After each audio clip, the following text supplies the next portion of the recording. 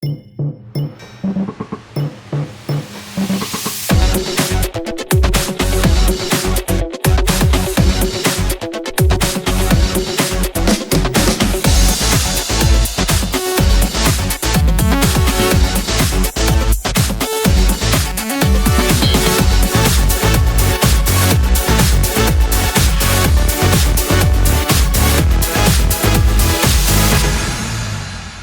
evening and welcome back from the summer to this season's English Breakfast podcast. I'd forgotten what we were called for a second. It's been such that a long time, hasn't it?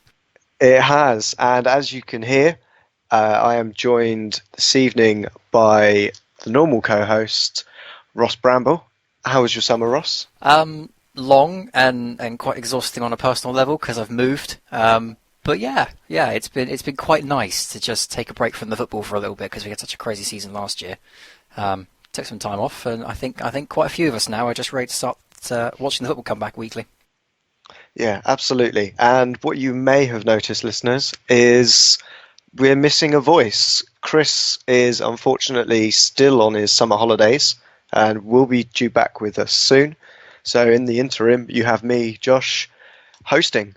And I think without further ado, we'll go straight into this week's action with the Championship that kicked off with two games on Friday night. So Friday night football is back with a vengeance, and we got two very interesting games, Ross. We had Sunderland and Derby play out a 1-1 draw. Sunderland came down, they lost Jordan Pickford. I think that was the big loss. As well as Jermaine Defoe. How do you think they're going to go under Simon Grayson this year? It's a little tricky to predict, honestly, because with all the stories that came out over the summer with Darren Gibson, etc., and all the player sales and the... I don't want to say it's a bad window for them so far, because the players they've brought in have actually been really, really good. But it's certainly not been enough. They've left themselves extremely short. Before kick-off, I was looking at Sunderland as mid-table lower. You know, I didn't think they had enough about them. I didn't think Grayson was the kind of manager that was going to be able to inspire some kind of magnificent attacking football out of them. But I certainly thought they'd be safe under Simon Grayson. And then the first game rolled around. They played Derby County, and they looked absolutely brilliant. So what do I know? It's very difficult to predict them at the moment. I think we need to see exactly how their window ends, because they could yet bring in some more. We know that guys like Lamina Kone want out. I think Jermaine Lons has just been sold to Besiktas. So there's still activity to be done. And given the sheer level of money that they've put back into the club from the sales, I know they've got their own financial issues off the pitch as well, which they're trying to deal with.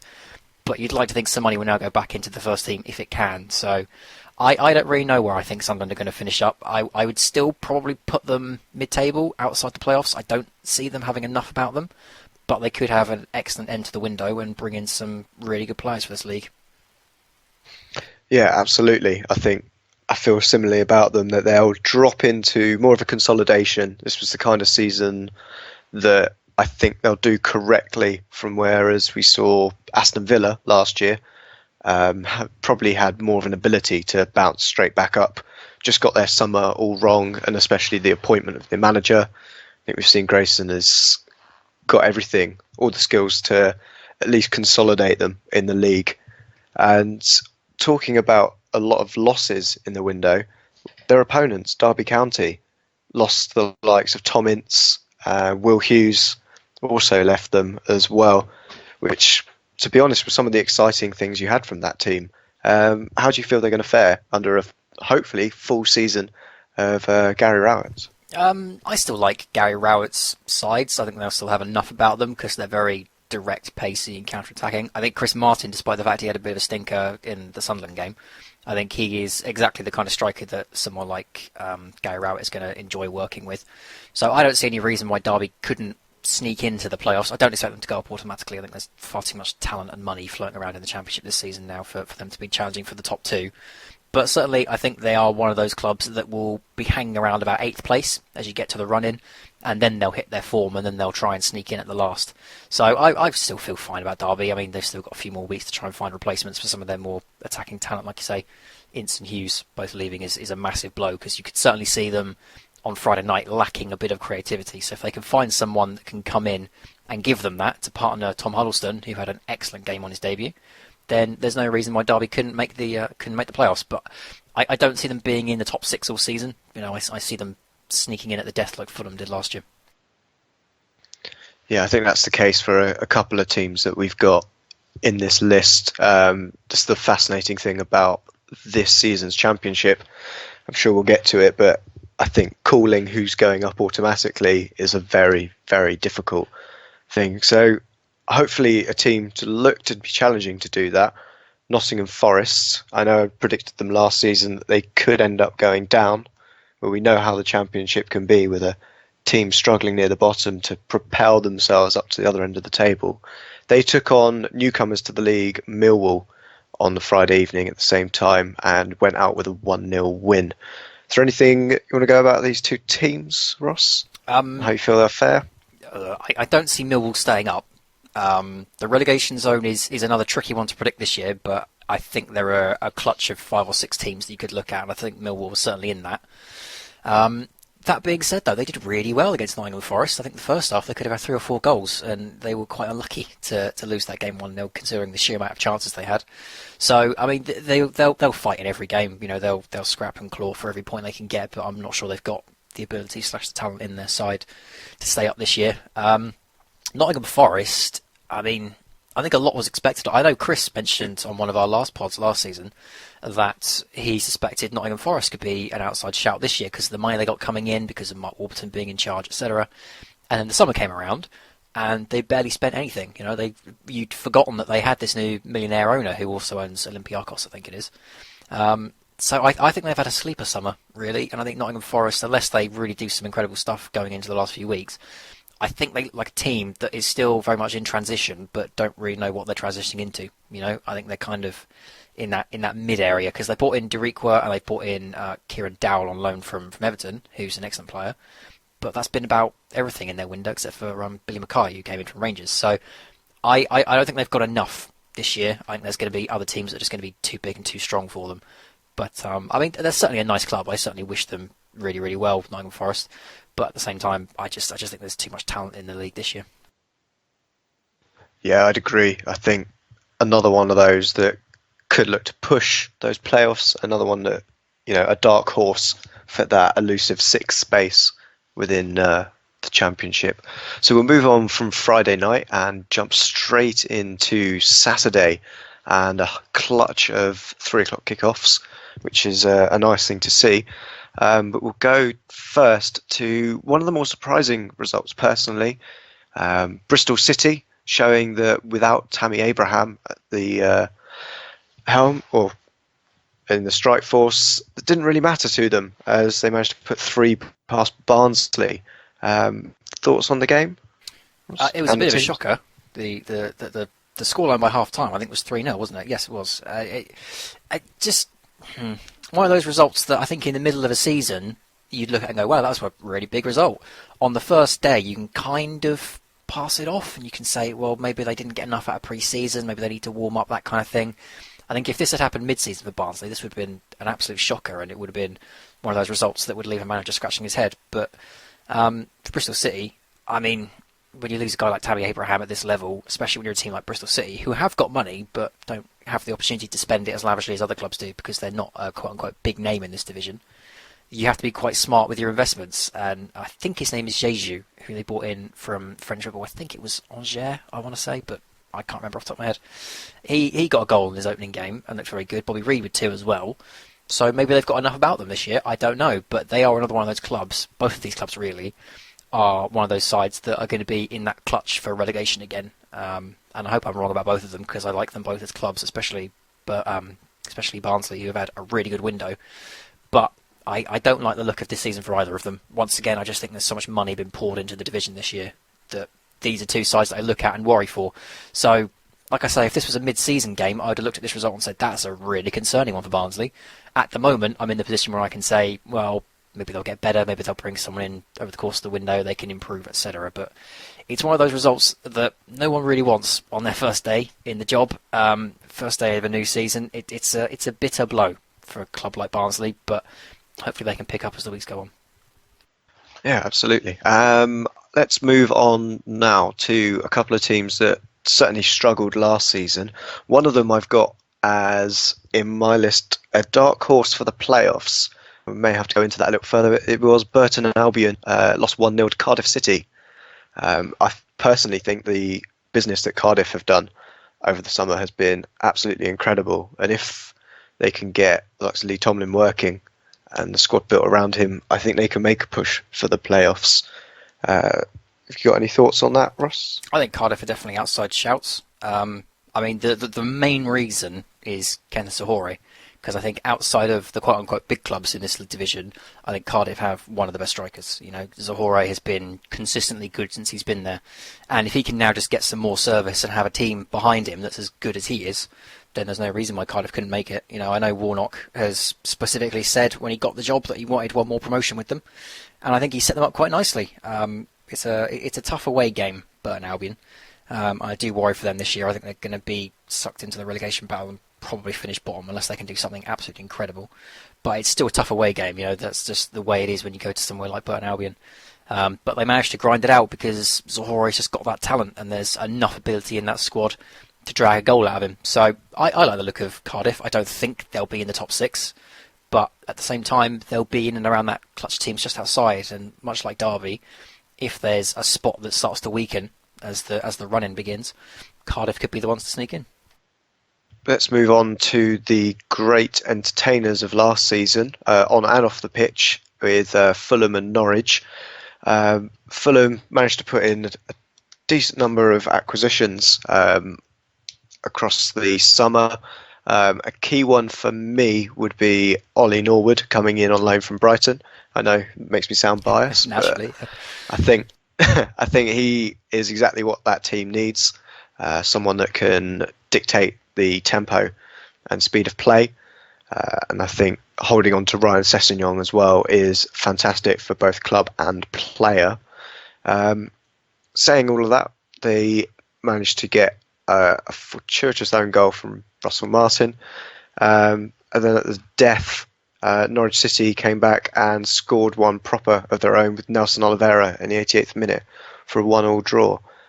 Thoughts on these two teams going into the season? I mean, I don't want to write off Fulham because I did that last year and they were brilliant. So I'm not gonna say they're not gonna make the playoffs. I think they'll be in and around sixth. You know, I wouldn't shock me to see them seventh, and it wouldn't shock me to see them finish sixth. Again, it's just the sheer amount of talent in the division this year and the amount of money that's swirling around in it. Are they going to be able to compete with that? I'd like to think so, but you just don't know this year. Norwich have changed everything. I mean, they've changed their transfer policy, they've changed their manager, they've changed most of their first team. They are a completely different animal this year, and I don't know what to make of them just yet. I think I need a few more games to see what kind of side. I think his name's Daniel Farke, isn't it? I think you need a few more games to see what kind of manager he's going to be for them, what kind of style he's going to implement there. It was a baptism by fire this weekend with Fulham, so I think a point will be good for both sides. Ultimately, I think they'll both be relatively pleased with that, considering the unknowns and considering the pressure that would have been on in a game like this. So it just depends on clearly how they're going to build from here. And you know, with Norwich changing so much, you just need time. Just need time to see how it's gelling. Yeah, so we could say currently we know Farkle about Norwich City and how they get on. One pod in, there and we're already making Farke jokes. Yes, well, it's going to be the same for the rest of the season. We may as well get everybody bedded in early. On that note, we'll go over to people who do not mince their words. We've got Mick McCarthy with Ipswich versus Harry Redknapp proper at Birmingham City. Ipswich getting a 1-0 win. Surprising result, personally, for me. I thought Birmingham had done some great business across the summer. I think Harry still wants to bring in a couple more players. Ipswich, honestly, I thought they were going to be battling out down the bottom. Yeah, I still do. This season. I still think they will. This early season form of a win in their first game. You know, they're doing what they didn't do last year, and that's scoring a goal. But can they continue this across the rest of the season? Personally, I don't think they will. I do like Ipswich, mainly because of Mick McCarthy, but they have one of the smallest budgets in this division, and they consistently stay in it. And a few seasons ago, they were in the top six, and they were in the playoffs. So I really hope that they're not going to be one of the victims this year, because they just can't compete with some of the money that's being thrown around. You look at some clubs that are putting £15 million down on midfielders. I think I remember reading a quote from the summer where Ashley Fletcher has gone to Middlesbrough from West Ham. I think he cost them about £9.5 million. And Mick McCarthy was in the press conference saying that he's just gone to Middlesbrough for £9.5 million, and I was an idiot and thought I could get him on loan. It's just the situation that they're working in at Ipswich Town, and it's going to be very difficult for them. And I hope that they can stay up, because I certainly think there are worse teams in this division than they are. But I just worry that they're going to be one of those that are just going to get absolutely swamped this year by the sheer amount of talent in this division. And then Birmingham, I don't really know what to make of them. I still think they're a bit of an average team. I think they need a special manager to get them up, which is what they had in Gary Rowett, who made them better than the sum of their parts. I'm not sure if Harry Redknapp is going to be able to do that. I know he wants to bring in Aidan Flint from Bristol City, but it sounds like they're a long way off from offering the kind of money that Bristol City want for him. So I really don't know. I really don't know with Birmingham. I know a lot of people were tipping them as dark horses, and they could make the playoff, this sort of thing, but I just look at them and just think that there's not enough about them. This is still the same Birmingham side that Gary Rowett had 2-3 years ago when he first went in, plus or minus a couple of players. For me, it doesn't feel like they've made too much progression towards a team that can challenge for the top six. The only thing that made them that was Gary Rowett. So I'm not convinced on Birmingham just yet. But again, you never say never in the Championship. We'll just have to wait and see how they do. Absolutely. I think one of the most amazing acquisitions they managed to get over the summer was David Stockdale coming in from Brighton. Arguably one of the best goalkeepers in the division. The fact that he has chosen to go to Birmingham, I believe it's not just a Neymar reason of going there, but I think he's also got family up in the Midlands, has relocated up there. But I think that's a very tidy acquisition for them, and hopefully he can keep some clean sheets for them across the season, give them a good base to go on from there. Moving on to the next game I've got on my list, we have Preston North End going out 1-0 winners against Sheffield Wednesday, who I believe we're both thinking correctly that this might be the season where Sheffield Wednesday's bubble bursts of getting into the playoffs. They're going to be in a bit of a mid-table thing. I think the risk they've made with Jordan Rose has come back to bite them on the backside. The fact that he's cost them in the region of £12 million, and with financial fair play and the size of budgets that come into Sheffield Wednesday, that's really stopped them from being able to make any other acquisitions. And especially as Rhodes didn't really have a great end to the season with them, doesn't really say that they're going to have a good year. But what do you think, Ross? I personally was surprised he kept his job over the summer. He's had two good shots at getting Sheffield Wednesday up and out of this division, and every year it's gotten harder because more money has come in. Last year you had Newcastle coming down, Brighton was still in the division despite the fact they absolutely smashed it the year before. He's had two very good chances to get Sheffield Wednesday up and out, and it felt like if it wasn't last year, then when will it be? It feels like they're now moving into the Derby County role of getting into the playoffs and missing out, and then slowly dropping further and further down the league. And I hope I'm wrong about Sheffield Wednesday, because I do like their setup. But I was surprised he stayed on over the summer. I'm surprised that the board gave him another year. I suppose realistically there's no reason to get rid of him, but I think the board, or at least the feel I get from Sheffield Wednesday, is they are aware of the league around them, and they'll be aware that there's a lot more talent in it this year, and that the playoffs will be even harder to get into than it has been the past few seasons.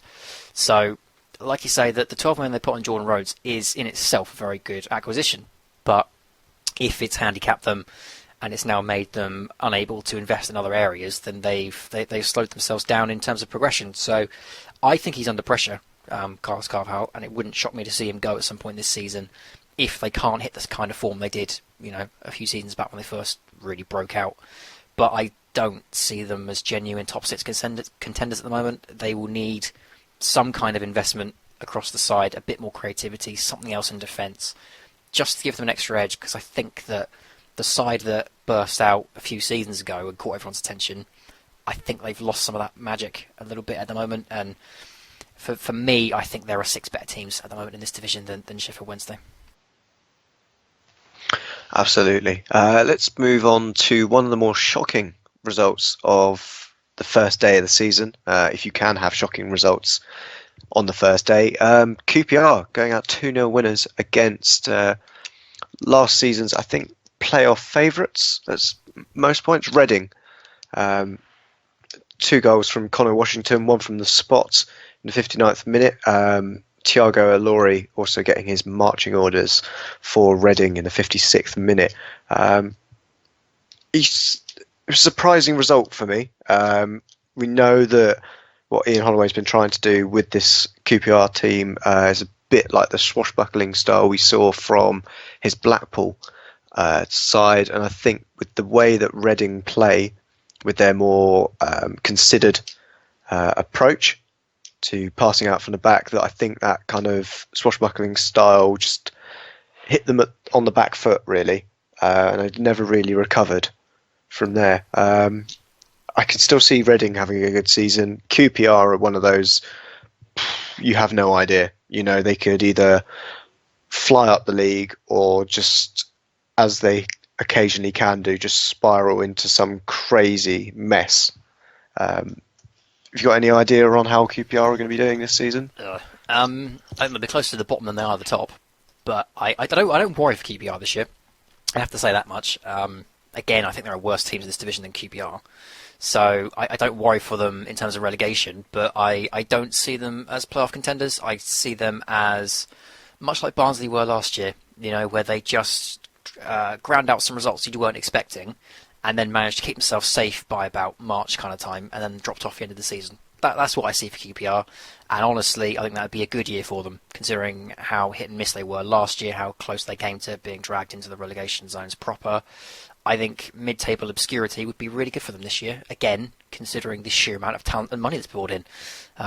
They will be fighting an uphill battle all season long, but I think they are in a better position than, for example, a club like Ipswich or Barnsley. Absolutely. Going on to one of the teams that came up from League One, we have Sheffield United. Came up against who I'm going to dub as the second most hipster team in the Championship this season, in Brentford. I've got high hopes for Brentford this year. I think the forward line is one of the most intriguing, not necessarily the best, but most intriguing and most hipster of the group. But they didn't have enough with, you can guess that man who scored for Sheffield United, Billy Sharp, gave them a 1-0 win to give them all 3 points. How do you feel about Sheffield United? Do you think there's going to be a good battle with them and Sheffield Wednesday for who can finish above each other in the race this year? Yes, but at the same time, I think we predicted quite roundly last season when Sheffield United came up from League One, or when it was confirmed they were coming up from League One. I think all 3 of us, you, me, and Chris, all said, you know what, they could do very well next year in the Championship. They could be the dark horses. And that term has been applied to half the division this year, which is brilliant. But I think Sheffield United are the real kings of that term this season. And the opening game against Brentford is not an easy one, because Brentford are an established Championship side now. Now, I'm not in the same boat as you. I don't think Brentford are going to be the ones to watch this year. I can see them in the lower half of the league. You know, I can see them in the bottom half of the table. But they are still the acid test for a team that's coming up into this division. They are a standard bearer in the Championship now.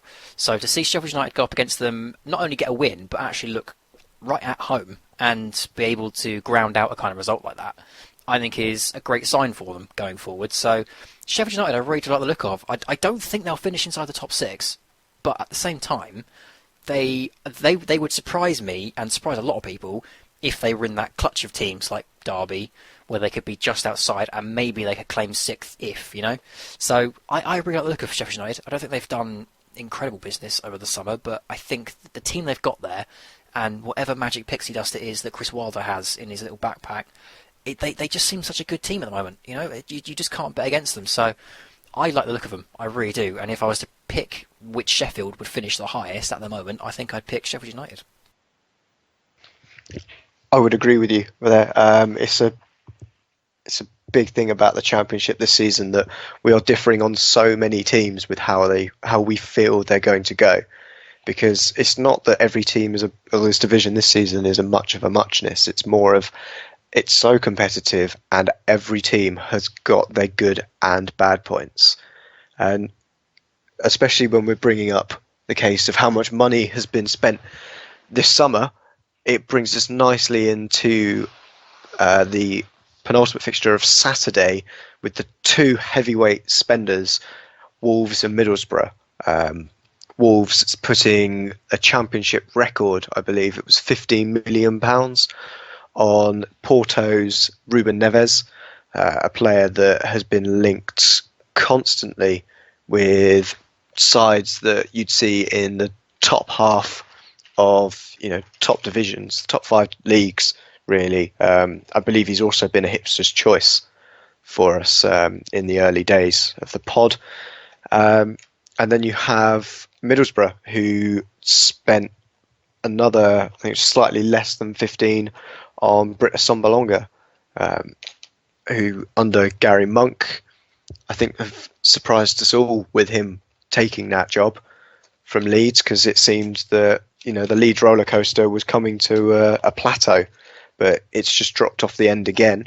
Are these your two teams that you think are going to be battling at the top for most of the season? It's so difficult to accurately predict, which teams are going to be in which positions in this division this year. And I'm so glad actually that we have this opportunity on the Football Hipsters to bring the Championship to people who might otherwise not have seen this division. Because I remember when I first started on this pod, I was talking about how competitive the Championship actually is. And when people started watching it, I used to get tweets at the time about people saying, I've never watched this division before, but bloody hell, it's so competitive. I didn't realise it was this good down here. This year feels like, the quintessential Championship season with so many good teams and so many possibilities, not just in the top 2, but the top 6 and the bottom 4, or the bottom 3, I should say.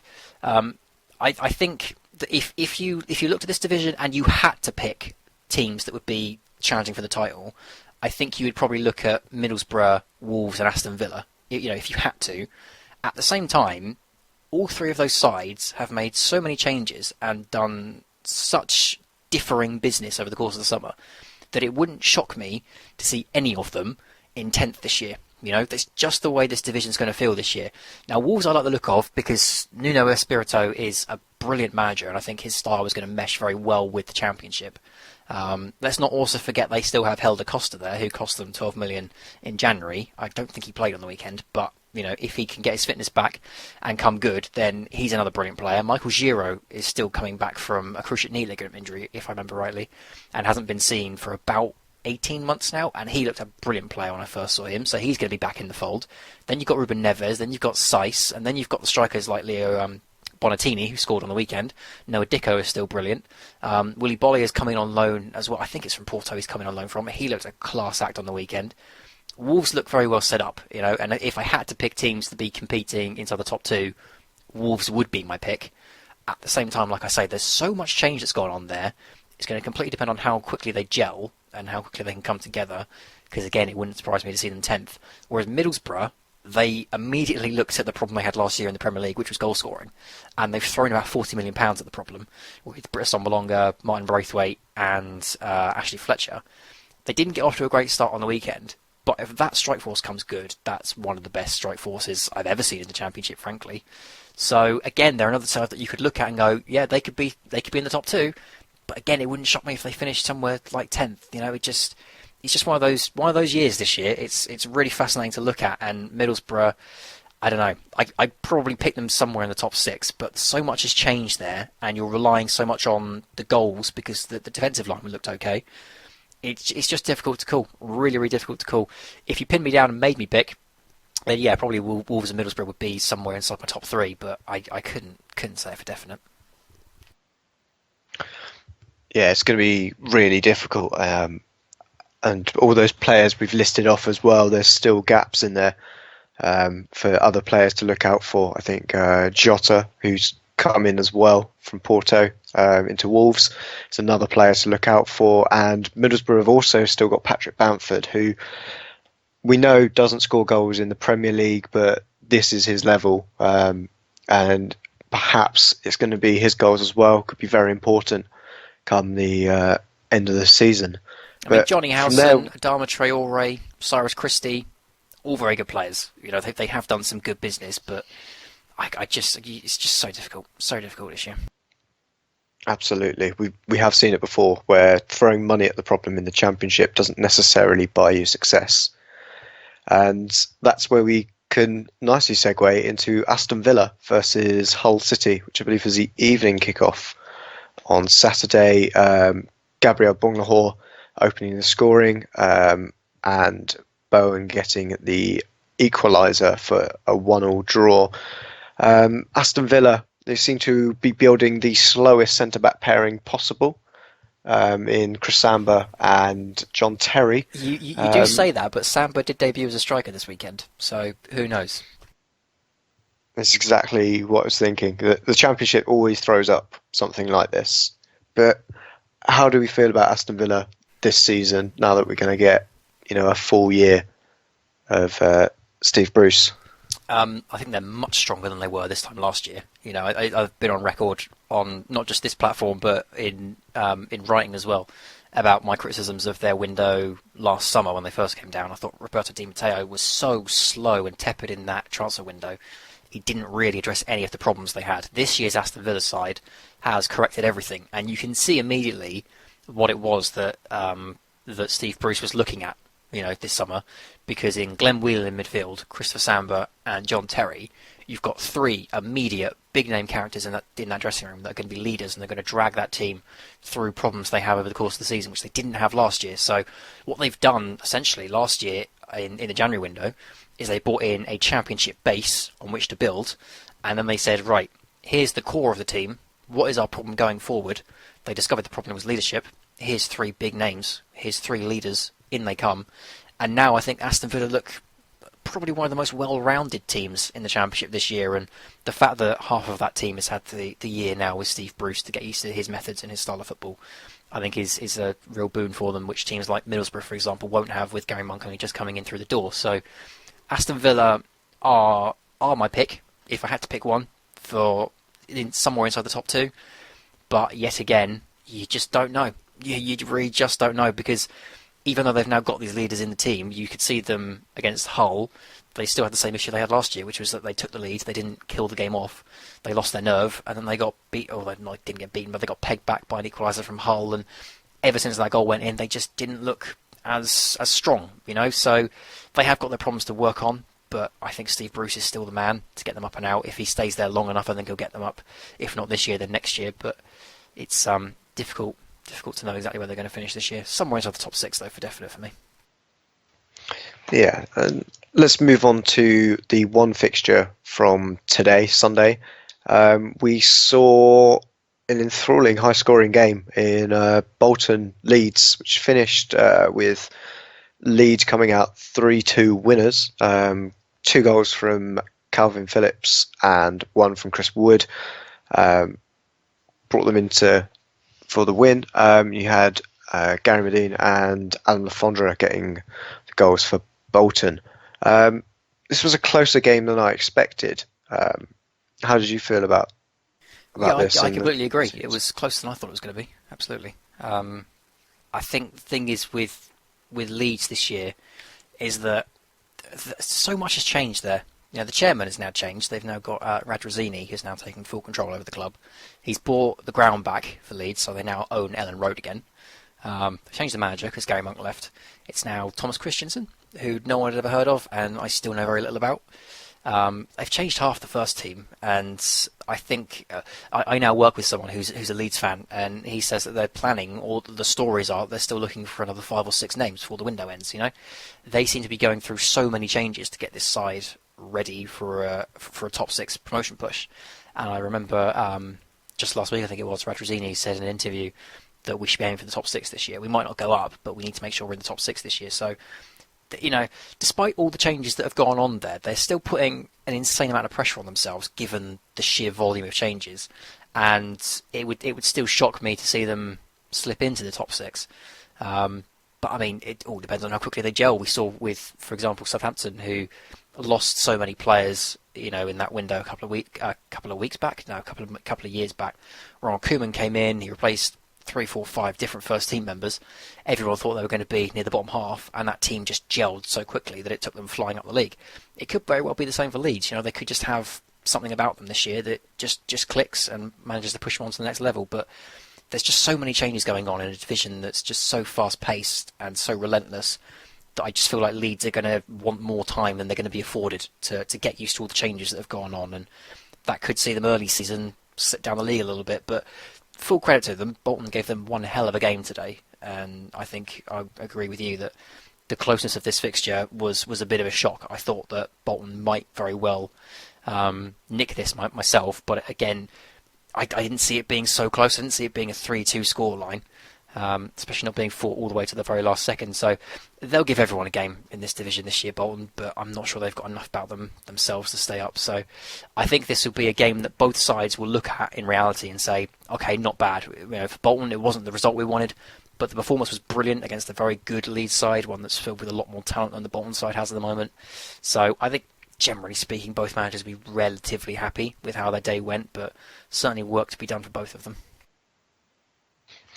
Absolutely. That concludes the Championship for this week. Looking at the fixtures next week, I think it's too early to really say which fixtures are going to be key. We're not really even going to look at the table until, I would imagine, 3 or 4 weeks into the season, because you're not really going to learn anything from the current positioning of various different teams at the moment.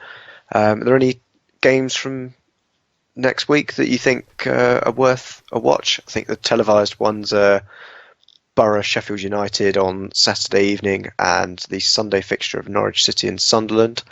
Is there anything around those that you are keeping an eye on, Ross? Reading Fulham jumps out at me quite quickly. Middlesbrough Sheffield United will be a very interesting game. Norwich and Sunderland will be as well, because of the changes that have gone on at both clubs. I think that's a good test for both of them. Derby Wolves should be a very good fixture. I'll tell you the one that does jump out at me, though. Actually, there's two that most people will look at and go, why? But for me, Hull versus Burton, I think, is a very interesting game, because Hull have done very poorly in this window. They have lost all of their best players and replaced them with some bang average ones. I think the best signing they've made is Michael Hector, who didn't have the best debut on the weekend. And Burton will be looking for points there. If there's any sign of indecision in that whole side, Burton need those points this year. So I think that'll be a very interesting fixture. And the other one is Ipswich versus Barnsley. It's not a glamour tie, but that's a fixture, even at this stage of the season, that I think both sides will look at and go, we need 3 points from this. I think they'll be looking to get off to quick starts to make sure they're not dragged into a relegation battle at the end of the season, and that is a fixture that I think both sides will look at and think, need to make sure we're getting something from this. That's the end of the Championship. Let's move on to the League One results. I'm going to fly through this because it's mainly quite a few binary scores. Bradford coming out 2-1 victors against Blackpool. It was I expected that to come in, to be honest. Even at this early stage, I think there was a lot of games that were all quite tentative, should we say, especially when you look at the results. Big one, Bury getting a 1-0 win against Walsall. Jermaine Beckford back on the score sheet at this level. I think he can get a lot of goals for Bury. I know you followed them for a bit last season. How do you feel they'll get on this year in League One? With Beckford, that's probably 15-20 goals, you'd like to think, if they can get the service to him. And certainly they were better than the run they went on last year, where they didn't win in something like 15, 20 odd games, wasn't it? So I think Bury will be alright. I don't expect them to make any waves in the top 6, but certainly Jermaine Beckford is a player that has the potential to push them into that kind of bracket if he can get the service. Yeah, absolutely. Let's go on to Charlton. The game that gave us the first red card of the season, I believe. If I'm right in thinking, is Lee Novak after 6 minutes. Yep. Yeah, not the prettiest tackle in the world either. Completely deserved his red card. Yeah, absolutely. And I think this was an interesting fixture for me. I think Charlton, we know all of the issues they went through last season. I think they were well recorded. I thought Bristol Rovers, this was a chance for them just to have a good early couple of points on the board here. Was disappointed with them to not win against 10 men, especially for so long. Say Bellino that going off after the 6th minute. Thoughts on how Charlton and Bristol Rovers are going to get on? I think Bristol Rovers new in the division as well. Well, they were in it last year, but I think Bristol Rovers, personally, I think they'll do better out of these two teams. I do like Charlton, but I think there's just too many problems still there. I think there's still too many issues with the chairman. Fans aren't happy, which is going to cause unrest if results start to go against them. And it very nearly did this weekend. When you go down to 10 men inside 10 minutes, you start to wonder if it's going to be your day, let alone your season on the opening day. I just think that Charlton still have a way to go. I really do love Charlton. I got a bit of a soft spot for them from my childhood. So I hope they do well. I hope they can come back up. But I just think that Bristol Rovers are better positioned. They did very well last year. That was their first year back in League One after the terrible times where they went down to the National League. And it was their first year back up, and they did really, really well. And it wouldn't have shocked me to see them slip in at 6th. So I think Bristol Rovers are still very well positioned. I think if they can just maintain what they did last year, I think they'll be very good this year. But Charlton, they'll probably do better than they did last year because they were bottom half of the division. But I don't see them at the moment as top 6 contenders myself. So we'll just have to wait and see. But I really do hope that Charlton can come back up quickly. Yeah, let's move on to quickly cover Doncaster Rovers 0-0 draw with Gillingham. It was a very tightly fought game, that one. I don't think there's too much to take from that. A 0-0 doesn't really give you any idea of how these teams are going to really play out their season, really. Let's move on to Fleetwood Town. A 2-0 win against Rotherham. What's your thoughts on Fleetwood? Still got that minuscule budget. How do you think they're going to get on from last season? I actually think they'll be automatically promoted this year. I don't know whether they'll go up as champions or not because there's some very good teams in League One. But I think they did so well last year, and they've had another summer with Uwe Rosler to further his ideas, bring in a couple of extra faces. I really like the look of Fleetwood Town. I did last year in the playoffs. I think I picked them for my pick for the playoffs last year. So I think they'll do very well. I think they'll go up automatically. But the bigger concern from this game was Rotherham because they've just come down from the Championship where they got absolutely trashed nearly every single week. And you would have thought that coming back into League One, they would have had the opportunity to be the team doing the trashing, But to be beaten 2-0 on the opening day by a team that they would have looked at as a promotion rival, I think that's a bit of a heavy blow. So Rotherham will need to pick things up quite quickly. I don't think they're in danger of going down again this year, but they really don't want another season that reminds them of last year. They need a bit more to cheer this year at Rotherham. And it was a very good opportunity on the opening day against Fleetwood Town to really show them that Rotherham had learned from last year's lessons. But I think Fleetwood Town are just such a good side in League One at the moment with under Uwe Rosler. I'd love to see them do it, and I have a sneaky suspicion they will. I think so as well. To be honest, I think it looks like a very stable team that he's got there. Not sure who. I think there's less dark horses in this division compared to the Championship. Still don't mean that's going to be easy to call who goes up and who goes down, but I think it is a slightly easier job. And on that note, we'll flip over to MK Dons lost 1-0 at home to Wigan Athletic. Nick Powell with the goal. 2 red cards in this game as well. I think the referees in League One may have been a bit card happy across this weekend, but thoughts on these two teams going into the season? MK Dons, I think, are mid-table again. I don't see enough about them. They've lost that edge, charm, whatever it may be, that they had a few seasons back when they were in League One. I just don't see them as the same club at the moment. Whereas Wigan, under Paul Cook now, I think they've got a very good manager there, a very solid manager who has a better team than he had at Portsmouth, and he did do very well with them. So I expect Wigan to be challenging for the playoffs. I don't think they'll be top 2. I think that will probably go to Blackburn and to Fleetwood, but certainly Wigan in my top 6 for me. I think they'll be in and around that all season long. And next we'll go on to the Battle of the O's, Oldham Athletic versus Oxford United. a 2-0 win from Oxford United. I think the big story during the summer was losing Michael Appleton to Leicester City's backroom staff. I think it was a very interesting move for him. I think from what I've seen, the guy feels like he should have a bigger job by now. And the way that clubs are operating in the Premier League, I think the best way to get a big job is actually to go in as assistant manager and wait for the dominoes to fall.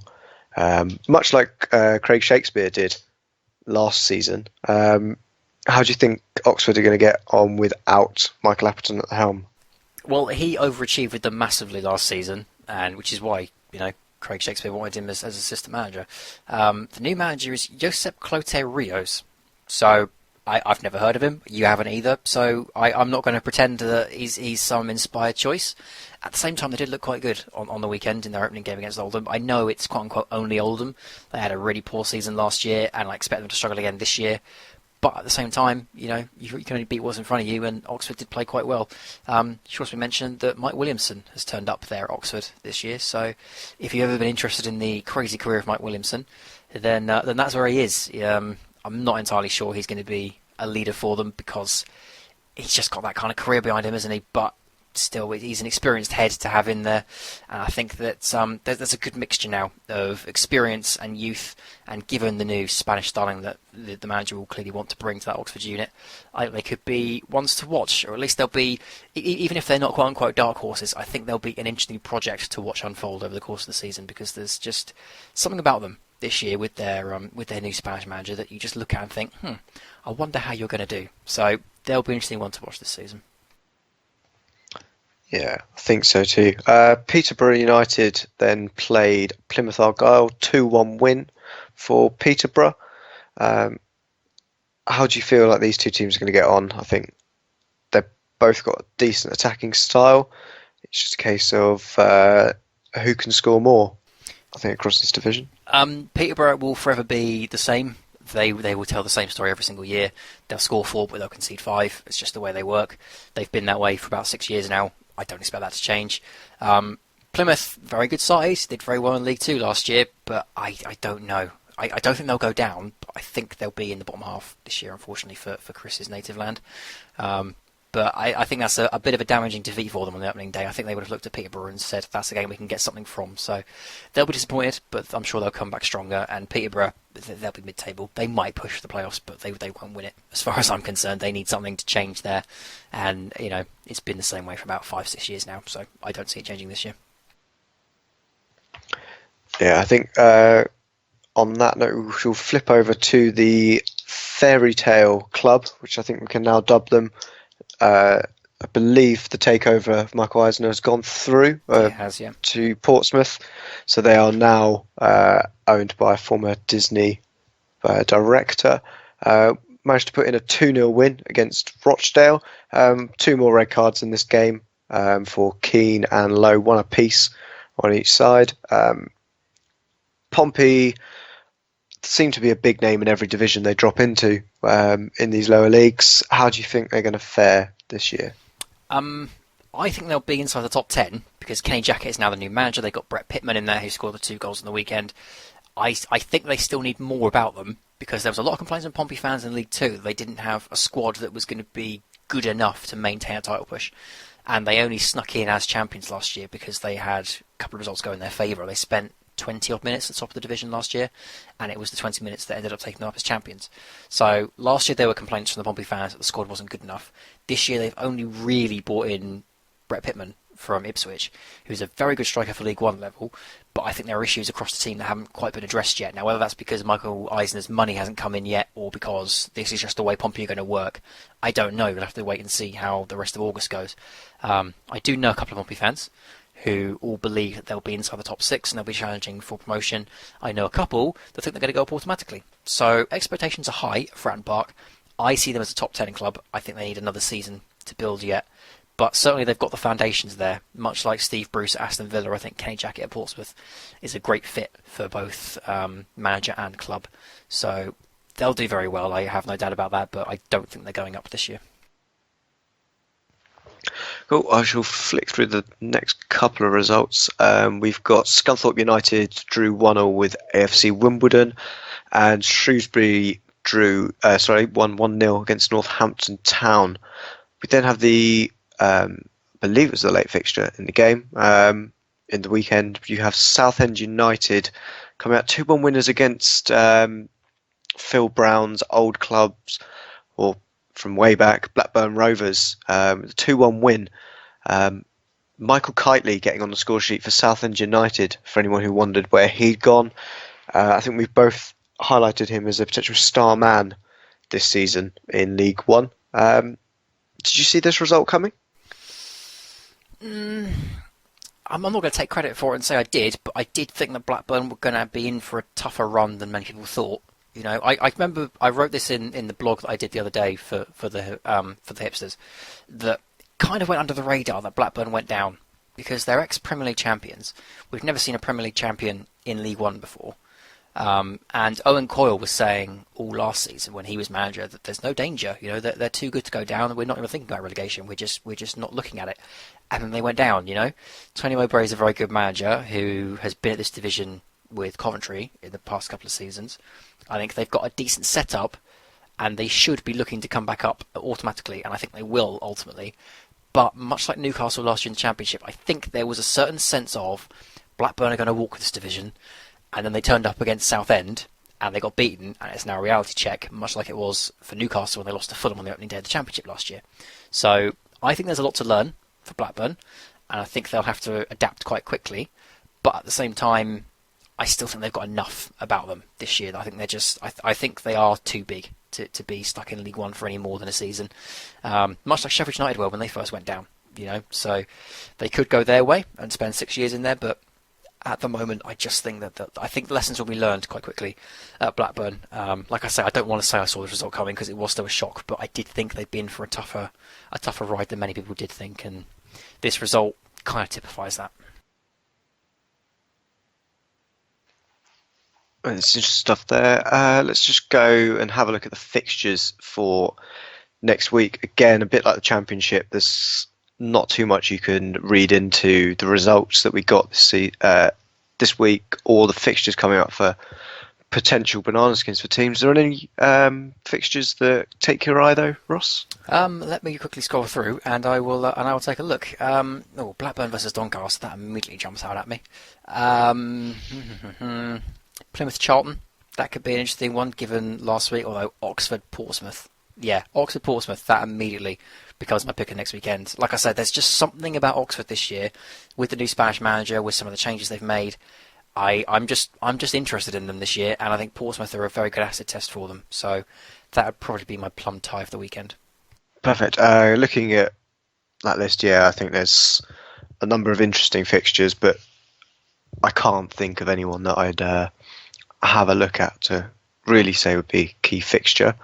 Let's move on to League Two. Now, I'd hate to, bang on and let everyone hear my voice. So, Ross, I'm going to throw League Two over to you. If there's a couple of key results in there, if you want to have a look at them. I think there's one key result, and I think anyone that's seen League Two this weekend will immediately know which one I'm talking about, which is Luton 8, Yeovil 2. On the opening day of a new season, I mean, you couldn't get a quote-unquote better/worse result for either side. Because for Luton Town, I mean, it's a brilliant start, scoring 8 goals at home on the first day of the season, but expectations are going to be sky high now. They're going to be expected to go up. And Yeovil Town, I mean, poor old Yeovil, I remember a couple of seasons ago, they were in the Championship. And it was such a fairy tale story to see them in that division, and now they're in League Two. Really struggled last season, and getting demolished 8-2 on the first day is just insanity. They were 5-1 down by half time, so looks like a long road to hoe for Yeovil, which is a shame. And Luton Town, like I say, the expectations were already quite high because they did so well last year. But 8-2 on the opening day, it can only go downhill from here. Let's be honest, but I still think they'll be expecting automatic promotion. I think this season, especially after an opening day like that, it's a result that's going to be amazing to dwell on for the weekend. And then I think the manager and the team are going to come in on Monday and go, right, we're not going to score 8 this weekend. How do we do it? How do we top that? So a very interesting result and pretty amazing pretty amazing, even for League Two, where it does throw up some of these kinds of scorelines every now and again. It's a bizarre one on the opening day of the new season. Other results I'd look at, I mean, Coventry 3, Notts County 0. It's an absolute smashing for Coventry. I hope they do well this season. I don't really know enough about the backstage politics. I don't know how that's resolved itself over the summer. It's one of the stories I've managed to miss. If it's settled down and if it's been cured, then maybe there's an opportunity there for Coventry to bounce back up at the first attempt. They certainly gave Notts County an absolute kicking. Grimsby are a team I've always loved, and they did an absolute demolished job on Chesterfield this weekend as well, 3-1 winners. Swindon Town now have a new manager. I believe it's David Flitcroft from memory. Sherwood has now left, so Swindon are back to just being themselves. And they had a very good opening weekend against Carlisle, 2-1 winners. I mean, Carlisle are one of the standard bearers in this division, so I think that's an excellent result. Colchester United came down from League One last year, and I think they would have looked at Accrington Stanley and thought, right, that's a good time to get our first points on the board, and they got beaten 3-1. So, I mean, Colchester could be in for a long, hard season as well. And the big standout results from this division were the two new boys, Lincoln City, who we all know from last year, the FA Cup and the brilliant season they had in the National League. 2-2 away result against Wycombe is a really good result, I think, for their first day back in League Two. Wycombe were just outside the playoffs last year, so a big side for them to come up against on their re-debut, as it were. And then the other side of Forest Green Rovers, of course, who everyone just knows now as the Green Club. I cannot even recall how many times I've read pieces on them over the course of the summer of people just being astounded that there's this club that recycles and uses rainwater to go over the pitch. It's just crazy how people are just focusing on that rather than the fact that this is their first time in League Two. And they got two goals by half time. They were up 2-0. I mean, they did manage to contrive to throw it away against a decent Barnet side. But they showed some good signs there. So, League Two, I don't think League Two is going to be as dramatic as some of the other divisions. But like we said last year, League Two was not looking like the division to watch. And then you got to the final day of the season, and there was about 10 teams still involved in the playoff hunt. And Pompey managed to win the league in the last 20 minutes of the season. So, it's one of those, League Two, where you can't really judge it on the strength of the teams that are in it, because the gap between them all is just so thin and so tight that every season is just extremely competitive and hard to predict. So League Two, I mean, it doesn't get as much love as it should because it's League Two, but if you're interested in lower league football, then League Two is always the place to watch, especially as we get near the end of the season. So we'll keep you across it, of course, over the course of this podcast this season, but excellent start to League Two and all the divisions, honestly, over the course of this weekend. But certainly the standout result of the entire weekend was in League Two with Luton Town and Yeovil. Absolutely. Just watching that one come in on Soccer Saturday was just absolutely incredible. To see them come from 1-0 down to then blow away Yeovil. They're a team that I was going to be watching a bit of this season anyway when I get the chance, due to their manager being of ex-Brighton.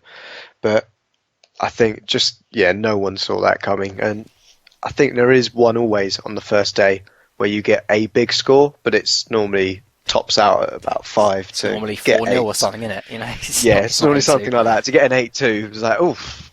I'll tell you what I did miss, actually, on my quick whip through League Two. If you're interested in where are they now managers, Crawley Town are now managed by Harry Kewell. They got beaten on the opening day 3-1 by Port Vale, who are now managed by Michael Brown, ex-Sheffield United, who isn't as big a name, unfortunately, as Michael Kewell, so I'm going to scoot over him. Michael Kewell? Harry Kewell. I think he managed in Australia for a short time, didn't he? And now he's come back to England with Crawley Town. So he'll be a fascinating one to watch.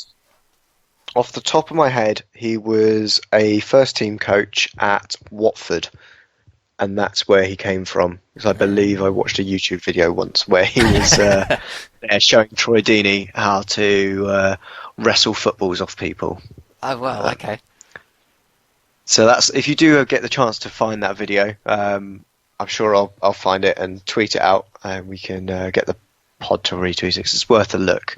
But enough about Harry Kewell and him wrestling Troy Deeney. We'll move on to the FA Community Shield. I'm not too sure where this sits in the pre-season friendly, or is it a real trophy? It is quite difficult to get into it. You've got to win the FA Cup or the league to generally play in it. But I think looking at the teams that came out, this was Arsenal versus Chelsea. 1-1 in normal time. The brand new, I'd say, left wing back for Arsenal, Sead Kolasinac is the name I'm going for. Pronunciation could differ across pods once we learn it. Got a late equaliser from Victor Moses getting a goal early in the first half, and Pedro getting sent off. Led them down the road of penalties eventually. Arsenal coming out of 4-1 victors, which may surprise some people. Thibaut Courtois taking a penalty was probably one of the standout things from the game. A bit difficult to figure out that penalty shootout because they trialled ABBA, didn't they? Where they did indeed. Where the teams change. It's usually Arsenal kick, then Chelsea kick, then Arsenal kick, then Chelsea kick, and this year it was Arsenal kick, Chelsea kick, Chelsea kick, Arsenal kick, which is bizarre. And then Conte threw in the even more bizarre caveat of having his goalkeeper take the second. I mean, if he misses, which he did, surely that destroys his confidence for the rest of the shootout. You know, it just seems a bizarre choice to have him take the second penalty. Yeah, I suppose it could work one of two ways. Either he feels like he now has to make amends and actually save a penalty. Arsenal scored all of theirs in the 4 times that they took to the spot. But I think the other thing that came from this is the fact if you're getting a goalkeeper to take a penalty in this final, probably shows how much the two managers took of importance of this game. I mean, Arsenal were missing. I thought there's just do you think that's Conte's way of sticking the middle finger up at Abramovich? Because we know that there's an issue now with Diego Costa, who apparently wants to go. And Conte's been saying all through the summer that he wants more business done, and he was upset they didn't get the Lukaku deal done. Is that maybe a middle finger at Abramovich to say, you know, I don't have the players I need, my goalkeeper is taking the second penalty, please get me another striker? Potentially, that could be something that's coming out of it. I know when you have a look at the squads on the back of the 2 programmes, I believe Chelsea have got something like 17 recognised first team players in their squad. So many first team players, haven't they? I mean, Solanke would have been brilliant in that kind of environment, I think, and they sold him off to Liverpool. And the sheer amount they loan out, you know, in general, let alone this season where they've already sold Nemanja Matic, etc., seems a bizarre window. Absolutely. I think they do. Chelsea have generally operated with quite a tight, small squad. Seems strange to say that when you go into the fact they've got about 70 million players out on loan. But in terms of their first team squad, it is normally quite a small, tight unit, especially compared to Arsenal, because Arsenal generally get quite a few injuries. So I believe their first team was almost double the length of Chelsea's. When there was a couple of youth players that come through, but Arsene Wenger is one of the best managers, I'd say, in the league, bias aside, for bringing through youth into the first team. So the fact that the likes of Reece Nelson came into the game on the 87th minute, who's had a fantastic pre-season. I have to say Conte did bring in Chaim Sonder for Willian, but I think they do have a bit of an injury issue at the moment on the wings, with Hazard still out with his broken ankle. But I think for a curtain raiser, there's certainly some questions there that I think there'll be some stories about how well Chelsea and Arsenal can do this season. Of course, new man Lacazette also started for the Gunners. And we also saw a debut from Morata and Rudiger for Chelsea. But on that note, I think we shall flip into the Premier League. We know it doesn't start till next weekend. So let's just quickly go through, the table in order, so we can just grab some teams that we think how well their summer's gone and how well we think they'll perform. A couple there that have had quite mundane, quite boring windows. I think the likes of, we'll get to those teams when we do. But let's start with, because we've covered Arsenal already, we'll just quickly go for where we think they'll do this season. Ross, I'll start with you on that one. Ugh. I don't know. I think they'll be back inside the top four this year. But it's really difficult to call with Arsenal this year actually because I didn't know what to expect for them in that champions in the Community Shield, and they look really good, especially in the first half.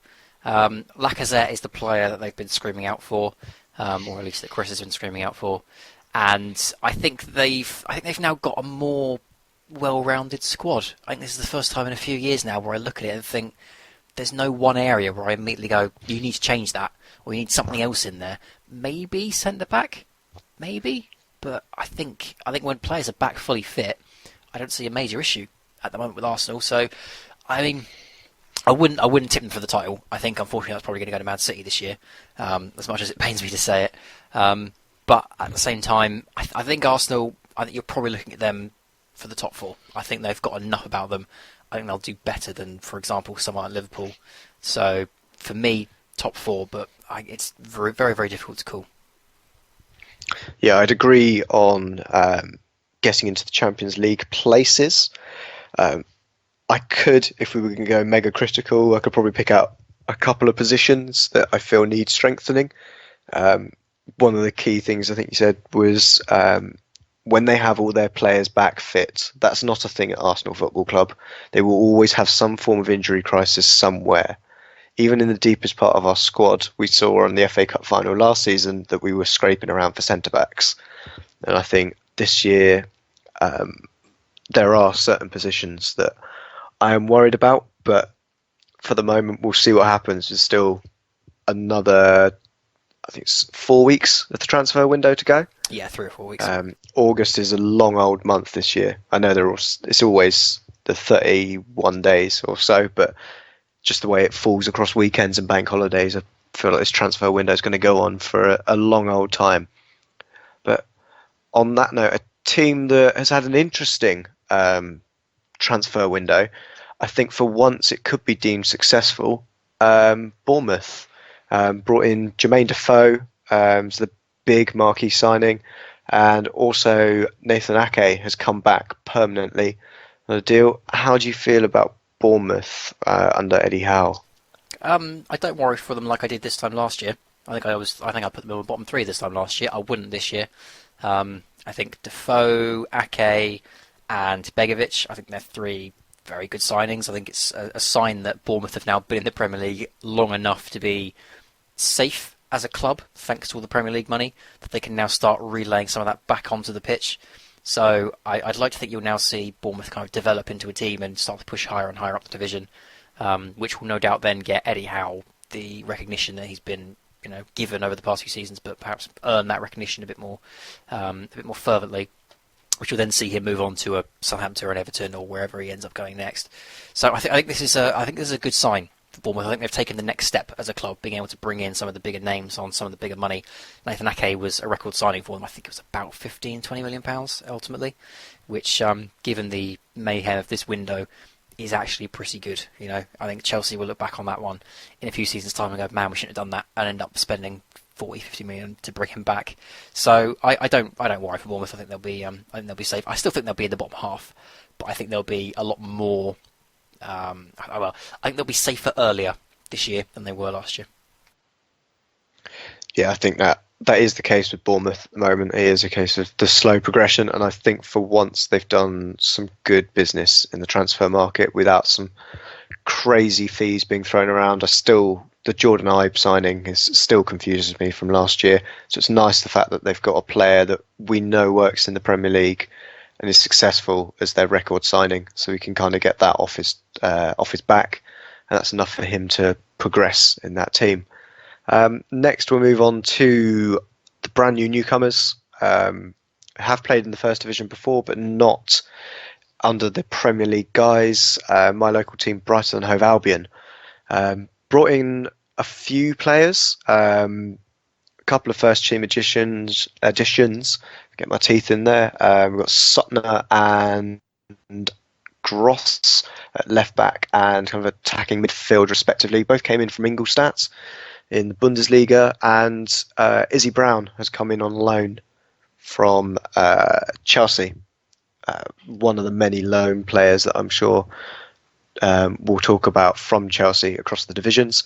How do you feel they'll get on? I think they'll go down, unfortunately. I think they're too good for the Championship. I don't think they're strong enough for the Premier League. And I think they will do what West Brom were famed for doing in the late 2000s, in 2008, 2010 kind of time, where they went down, rebuilt with the Premier League money, came back up stronger, went down, rebuilt again with the Premier League money, came up stronger, and then finally settled. I think that's where Brighton are going to be sitting for the next season or two. I do really like Brighton. I do love their setup, and they were brilliant last season in the Championship, fully deserved their promotion.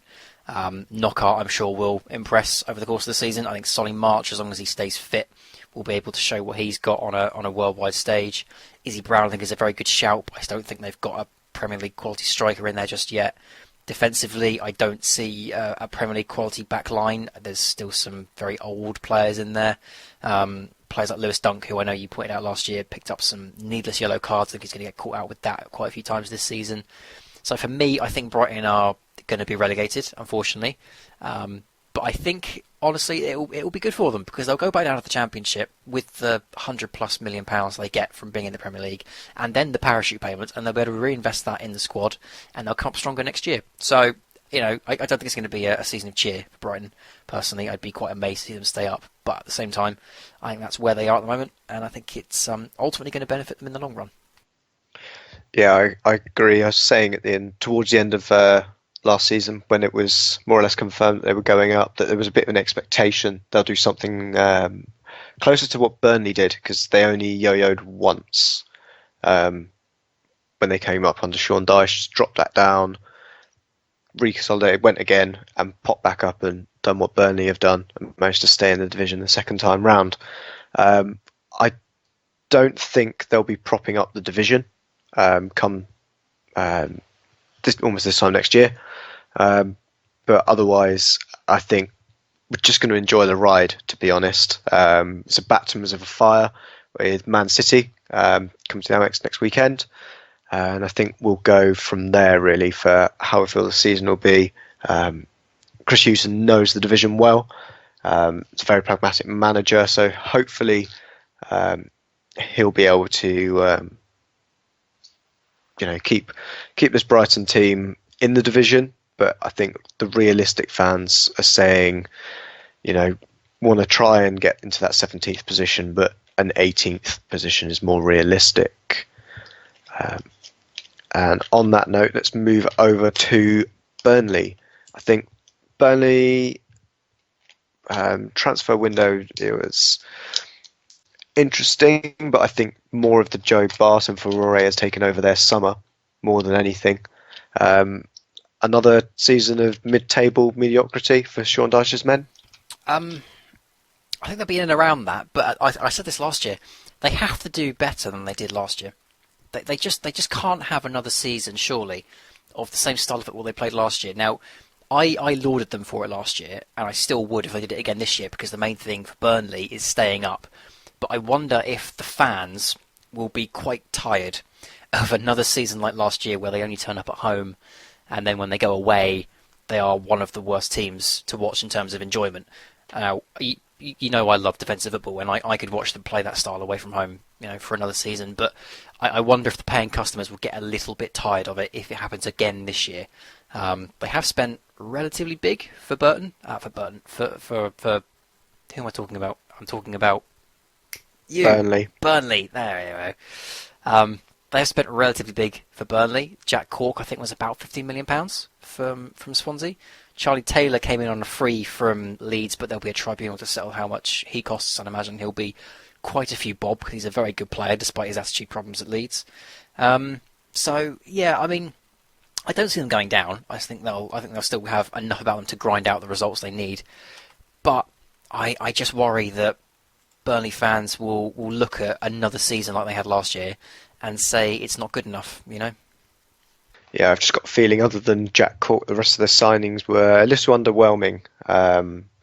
Like Phil Bardsley and Jonathan Walters coming from Stoke. Do seem like quite Burnley players from the style, but I think we're getting to the point where we did with Stoke when they first came up, that you almost need to get another manager in to kind of change that style and get them to push on, because they'll never really push on from that kind of 13th position really to get into that mid-table. On that note, we'll move into the next team I've got on the list. Chelsea, as we've already said, look to still be trying to do their summer business.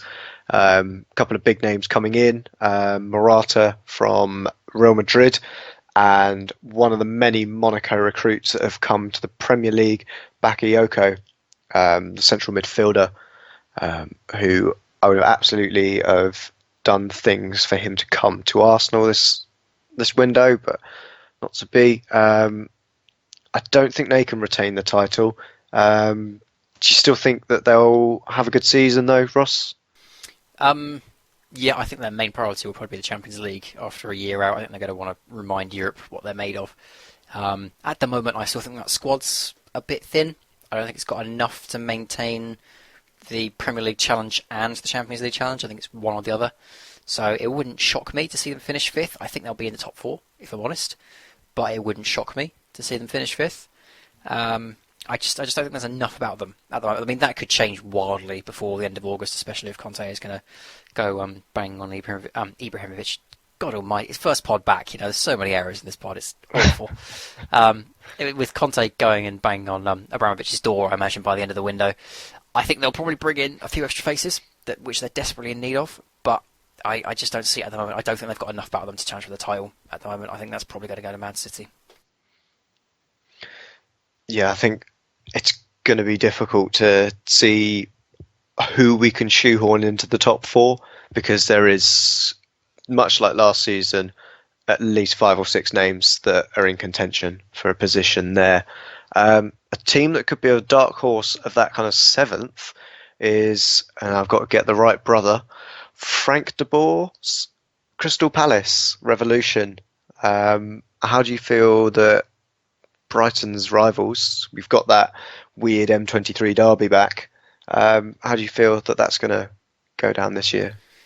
I don't know with Crystal Palace. I mean, Frank de Boer said in his first interview he wants to make them play like Barcelona. That's not going to happen.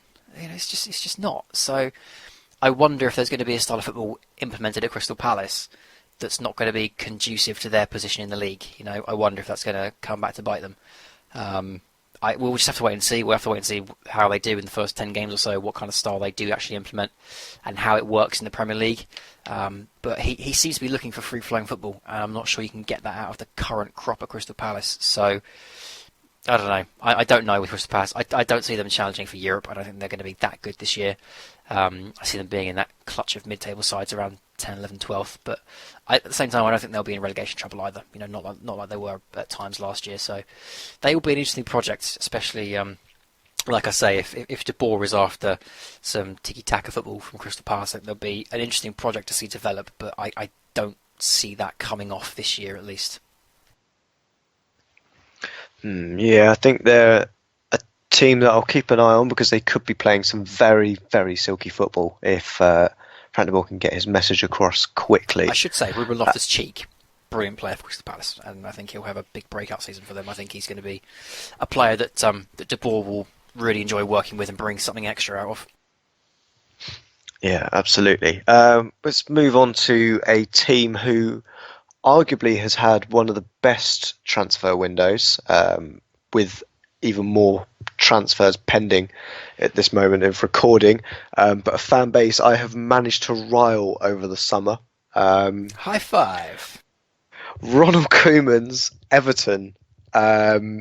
He seems to have brought in a lot of experienced, proven players in positions where youth were flourishing last year. How do you feel that, because the outlay must be nearing 200 million that has certainly circling 150 at the moment. Yeah. If the Sigurdsson transfer goes through, they've already bought in Davy Klaassen from Ajax. Wayne Rooney has returned. They have lost Lukaku to Manchester United, but they are recruiting, I think, well in this window. How do you feel that Everton are? Do you think they're going to be able to break up the top six, although they couldn't manage it last year? If there's a team in the top six that stumbles, like a couple of years ago when Southampton finished sixth, we nipped in because Chelsea had fallen off the map and Liverpool was struggling. So we managed to nick, and Man United as well weren't at their peak, so we managed to nick sixth. If some big teams fall away, then Everton will be primed to nick that. I do kind of fear that this Premier League season is going to run much like it did last year, where the top six is going to break off into its own little island. Seventh will be locked down by Everton, and then it will be a bum fight with the rest of the league to stay up. Because I think Everton, for as much as I bemoan the kind of business they've done where they've just thrown oodles of money at it, and the reason I bemoan it is not because I resent the fact that Everton are doing it, it's because Ronald Koeman, it's just Ronald Koeman for me that sours me on Everton, because he wanted to do this at Southampton and we didn't let him, and he's now gone to Everton and he's going to go and win trophies, and that's fine, that's what he wanted to do, but he's doing it because he wants the Barcelona job, and I'm not sure you can be throwing this level of money around Everton where it's not going to be sustainable perhaps in a few years' time. I do worry that Koeman looks at this as a bit of a meal ticket job and is certainly throwing his money around to get his trophy so he can go to Barcelona one day, and I just don't like it. I don't think it's a good situation, but at the same time Everton fans have every right to tell me that that's absolute balls, and I'm a sour Southampton fan and whatever else like they have been for the past year and a half, so I'm sure they will do well. It wouldn't surprise me to see them win the League Cup or the FA Cup this year. I think that'll probably be one of Koeman's priorities. They'll want to do well in Europe. They are in the Europa League after all. They'll want to try and make it back into Europe via the league this year. I think they've certainly got the squad to do it now. I mean, they have loaned out a few of their youth players, so they're going to lack a little bit of depth, but they've just got a very good squad. I can't argue they haven't invested well. It's just frustrating for me as a Southampton fan to see him throwing £30 million at a guy like Jordan Beckford. No, Jordan Beckford? Pickford. Pickford. Jordan Pickford. It was the surname that threw me. See, first pod back, terrible. It just kind of annoys me to see him throwing £30 million at a young goalkeeper who only really broke out last year, But that's a personal gripe. I think Everton will do very, very well this year. It wouldn't surprise me to see them on their own little island in 7th, 20 points clear of the team in 8th again like they were last year. So I'm sure Koeman will do very well with that squad, and it wouldn't surprise me to see them leaving this season with a cup. Yeah, I think they have got a couple of outstanding issues to get through. Ross Barkley's future. I believe Koeman has said that he is leaving Everton. I'm yet to see a team meet their valuation of him, but I'm sure that will accelerate once they manage to get a replacement for him in, which looks to be Gylfi Sigurdsson. But at the moment, there's no team that jumps out at me as a likely destination for him. I don't know if, Ross, there's anyone that you can think of that can match not only his desire but his wage demands as well. Tottenham. Only club I can see him going to is Tottenham. I think that's the perfect fit for him, personally. Yeah. It would surprise me though if Gylfi Sigurdsson goes for £45 million and Ross Barkley goes for about 25. That would surprise me. I know in Gylfi Sigurdsson you're guaranteeing yourself something that you can see at Swansea. The goal scoring, the leadership, etc. But it would surprise me to see Gylfi Sigurdsson commanding a £45 million transfer fee, and then Ross Barkley only getting 20 million. Yeah, it would be interesting to see what fee he does eventually go for, and if it's a case of Everton just having to almost get him out and accept a bid just to balance the books, especially after the summer they've had.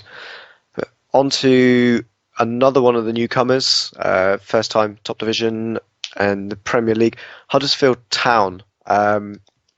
They look to have a system in the Championship that look like they could, if they can be solid enough, do well in this division.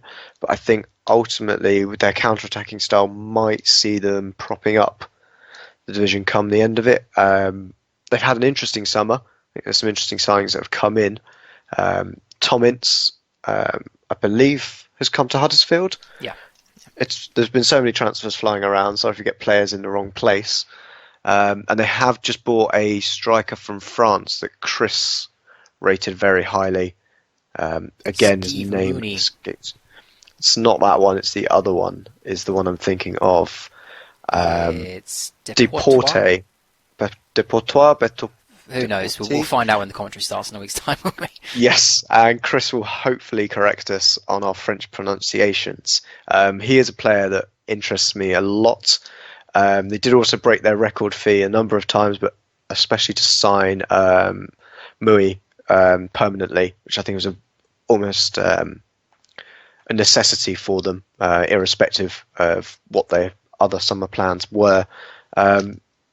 How do you think Huddersfield are going to do in terms of, are they going to fizzle out in the league, or do you think they'll at least go down fighting? I think they will go down fighting. They remind me a lot of when Blackpool came up in, what was it, 2009, 2010, where they had a side that shouldn't really have done as well as it did in the Championship, came up as a bit of a surprise package, and is now going to give it its absolute all in the Premier League. And I expect them to give every team in this division a real good game, but I think that they will burn out, and I think they will get caught up eventually in the relegation fight. It would shock me hugely to see Huddersfield still in this division this time next year, but you never know. They shouldn't really be in this division in the first place, judging by the conventional wisdom, because they just weren't good enough on many people's minds to go up last year. You know, it was a shock to see them at the top of the division at the start of last year's Championship season. Even more of a shock to see them still in with a chance of automatic promotion come the final day. So they are an interesting package, Huddersfield. Like I say, I think they will burn out. I think they'll have an excellent start to the season, and then by about Christmas time you'll start to see a bit of a drop-off. I don't think they'll finish bottom. Unfortunately, I think that's going to go to Brighton. But I think Huddersfield are going to be a dangerous team for everyone in this division. I don't think they're going to have enough, but they will still be a very dangerous opponent for everyone. Yeah, they certainly have a more, a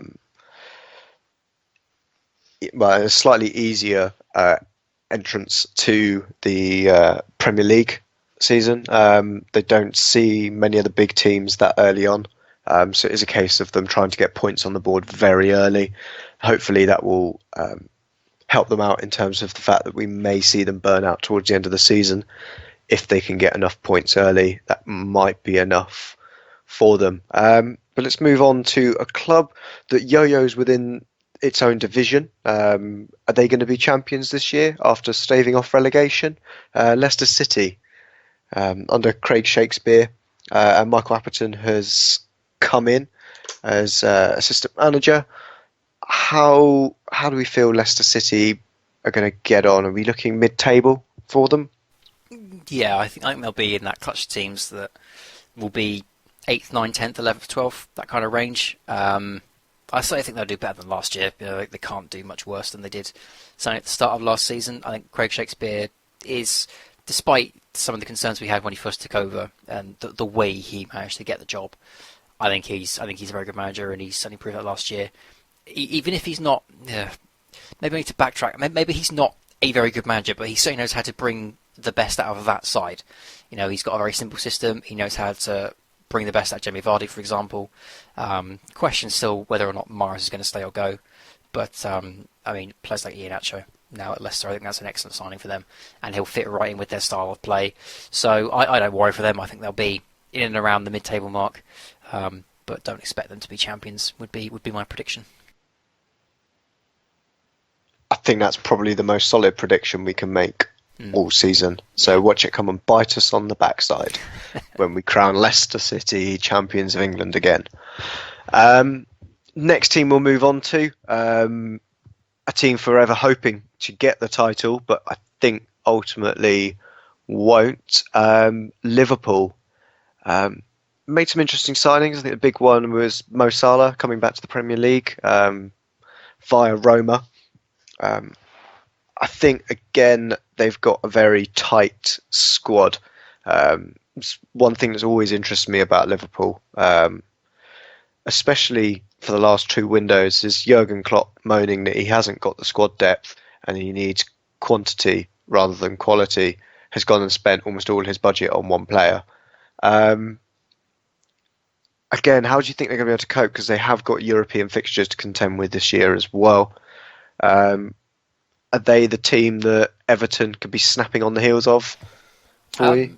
Yeah, for me, because I don't think Liverpool have added the depth they needed. Like you say, he moaned about it last year and then he hasn't done anything with it.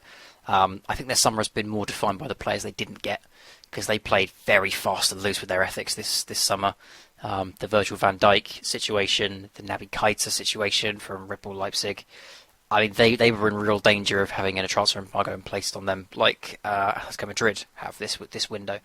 Hence, they backed away and apologised over the Virgil van Dijk situation.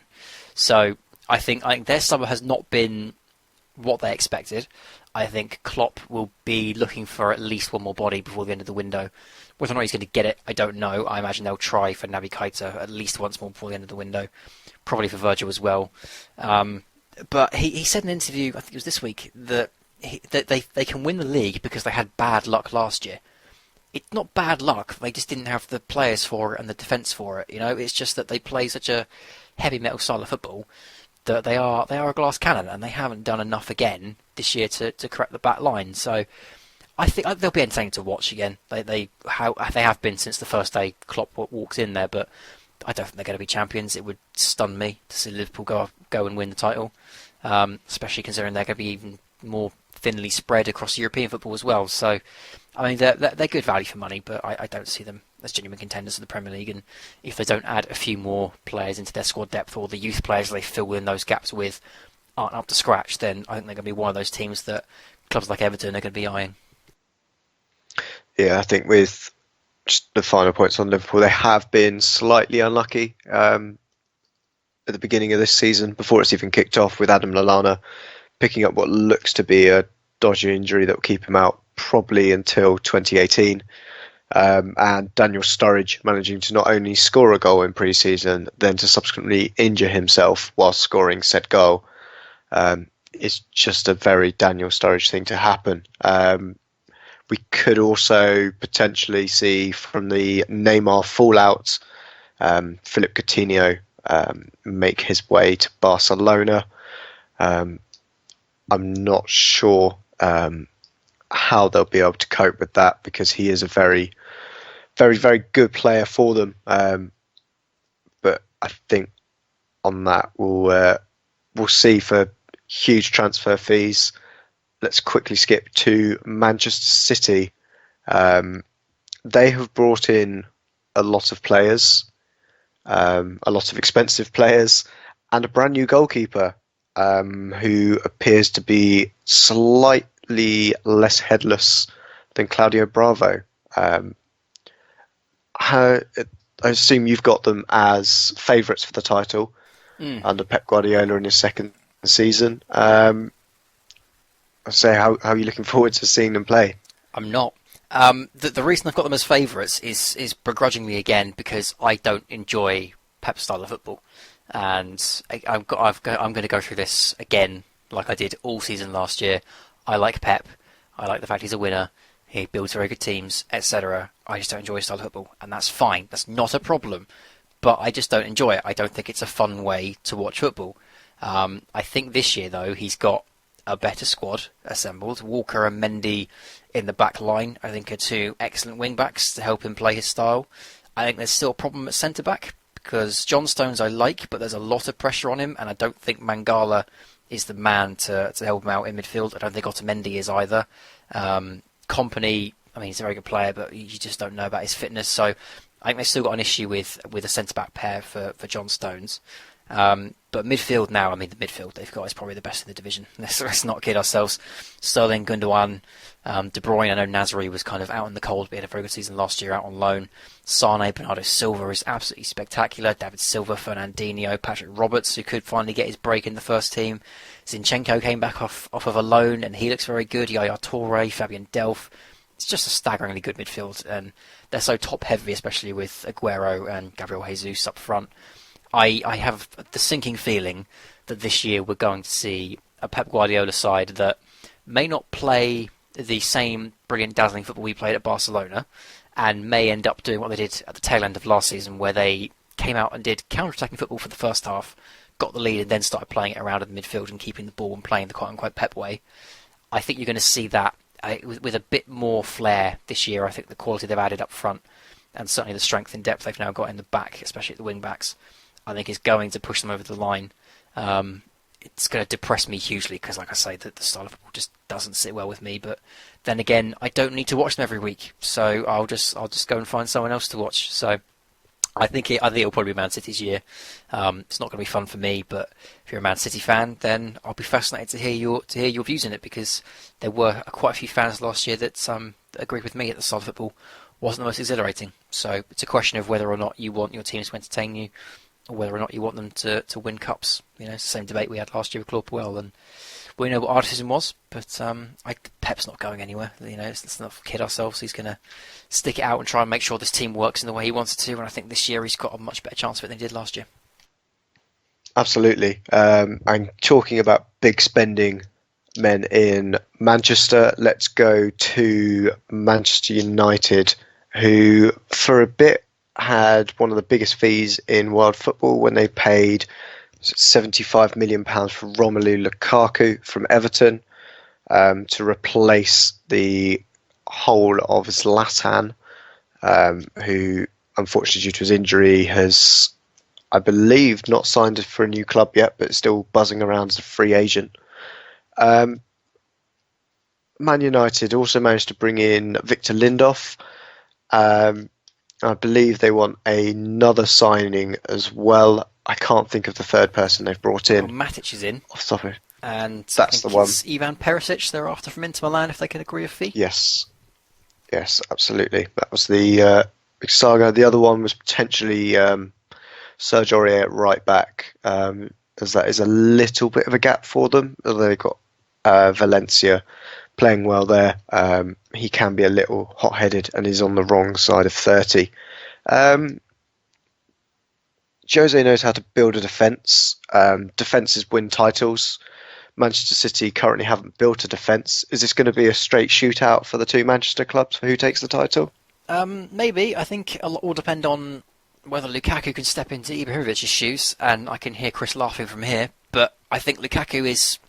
I think we've gone over this quite a few times last season, that for me Lukaku is a very good player and he's one step below world class. The only reason he's not world class is because despite the fact he scored 20 odd goals for Everton last year, they didn't really make that much impact on the games. I think we've already known the stats that if you take away the highest goal scorers from every club, take away Lukaku's 20 odd goals for Everton, and they're still inside the same position they were, you know, with his goals. So I think I think if you can just give him the service, I think Lukaku becomes the world-class striker that people have viewed him as for years now. And I think he's certainly going to get that at Man United. So if he can find the form, if he can get a bit more consistent, if he can turn up in every game, not just every now and again, if he can score one goal in every game rather than 4 in one game and none for the next 2 weeks, then I think Lukaku could be the difference maker for Man United. And I think they will end up in the top 4. If they're going to win the league or not for me. I don't think they've got... It's strange to say it, but I don't think they've got enough about them. You know, you look at some of the positions they've got to fill in midfield and defence, and it's just not the team they had under Sir Alex Ferguson. I don't think they've got the balance right at the moment. They've certainly got some very good players in there, don't get me wrong, but the balance just feels off when you compare it to other sides. So I think they're going to be a very dangerous unit this year, but I don't see them as champions for me. Yeah, I think it is a tight one with what they've got. I think the signing of Matic will help Pogba look like the £80 million man that they actually signed. I know I went on about it last season, about the fact that he wasn't used correctly. Hopefully, if he can strike up a good partnership with Lukaku quickly, can see a number of goals from there, because I'd hate to go through another season of watching Jose Mourinho pull out turgid football with incredibly talented players. But on that note, let's go to Newcastle, who have come straight back up and have spent very heavily in getting their squad together for this. I think, if I'm right in saying, when we've talked across the summer, we don't see Newcastle being in any trouble this year. I certainly don't. I don't think they're going to be anything spectacular in their first year back, but I don't see them being in any danger of relegation unless something goes horrifically wrong. And if it does, then Rafa will probably decide to take his leave and things will have to restart at Newcastle. But I think that team's too strong to go down. I think the manager's too good to end up taking them down again. All I would say is that I don't think the business has been as wide and as sweeping as I think they needed. They haven't got the goalkeeper in they needed. I like Carl Darlow. I think he's a very good player, but he's much like Artur Boruc, where his head will go at least once in a match, and if it turns out to be a big mistake, then unlike Artur Boruc, his head will go for the rest of the game, and he becomes a bit of a liability. Krul is back, but is he going to be starting? I don't know. Elliott is still there, but I don't think he's as good as Darlow. Defensively, I think they needed a big name to stand alongside Lascelles, which is why they should really have made a bit more of an effort for John Terry, in my opinion. Javier Manquillo is now there, but Manquillo has been slammed by Sunderland fans and by Liverpool fans during his time in the Premier League for not being good enough. And midfield, I mean, as long as they've got Matt Ritchie, I think they've got a star there that can drive them forward, but the only signing they've really added is Jacob Murphy in midfield. So I think that a guy like Rafa will be looking at this team and thinking, we still need one or two extra, and they've got the time in the window to try and correct that. But I think they'll be fine, but I'm not sure they're going to turn up too many trees. I think there's an expectation that Rafa Benitez is Newcastle. They'll be in and around 10th. I just don't see it at the moment. I think they're a decent side, but I don't see them toppling a team like, for example, Leicester in the division, maybe even Stoke. So a good side. I don't see them being in any real trouble, but I don't see them being a major story in this year's Premier League either. I think alphabetically, where they sit in the league at the moment at 13th is probably where we'll see them in and around the end of the season. But as you say, I don't see, strangely for Newcastle, them having anything but a quiet season in terms of on the pitch. I think they'll just slowly go about their business. And on that one, we'll go to Southampton.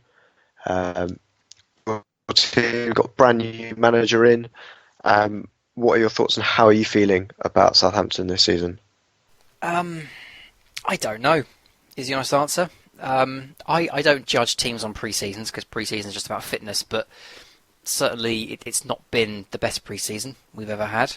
The Virgil van Dijk saga is still going on. He's not going anywhere unless we get £75 million plus for him, so there's nothing else to add to that. Unless they pay up, he's not going anywhere. But he's still refusing to play. He's still training with the youth side. So we need him back, because we were all complaining as Southampton fans last year that we were ending the season with Yoshida and Stevens at centre back, and we couldn't start the next campaign with those two being our centre back partnership. And it looks like that's going to be the case next week against Swansea, unless Virgil has a change of heart before then. Jack Stevens has improved over the summer. He looks absolutely brilliant, and I think he and Virgil van Dijk could be a very good partnership, but it's just we don't know with Virgil at the moment. Summer signings, we've only had two. Well, no, we've only had one so far. We're expecting another one soon. Jan Bednarek has come in from a Polish side whose name escapes me. He's not going to be starting. He's a defender. He's going to be used as backup. I think he's going to sit in where Jack Stevens was last year as our reserve centre-back. I think Jack will become one of the main defenders alongside Virgil, hopefully, and Jan will be back up. So we looked at the team last year and said it's not strong enough, it's not deep enough, we need something extra, and we've only signed one player so far, and it's a reserve defender. Lamina is meant to be coming in from Juventus, who is meant to be a very dynamic flair midfielder to sit alongside Oriol Romeu. He could be a very good signing for us, because we do need a little bit extra midfield, something just to push us further up the pitch. Pellegrino's style certainly demands a certain level of flair and attacking zest about his midfielders, so hopefully he's a player that can come in and settle quickly. But there's a pervading feeling across Southampton fans that we haven't done enough this summer window. We've been left behind by a transfer window that is really not for us, because we're trying to do things cleverly, we're trying not to spend too much money, and then you have a window where mediocre players are going for £30 million and we're just getting priced out. So I'm not sure what the future holds for us this year. It wouldn't shock me to see us down in the lower half of the division.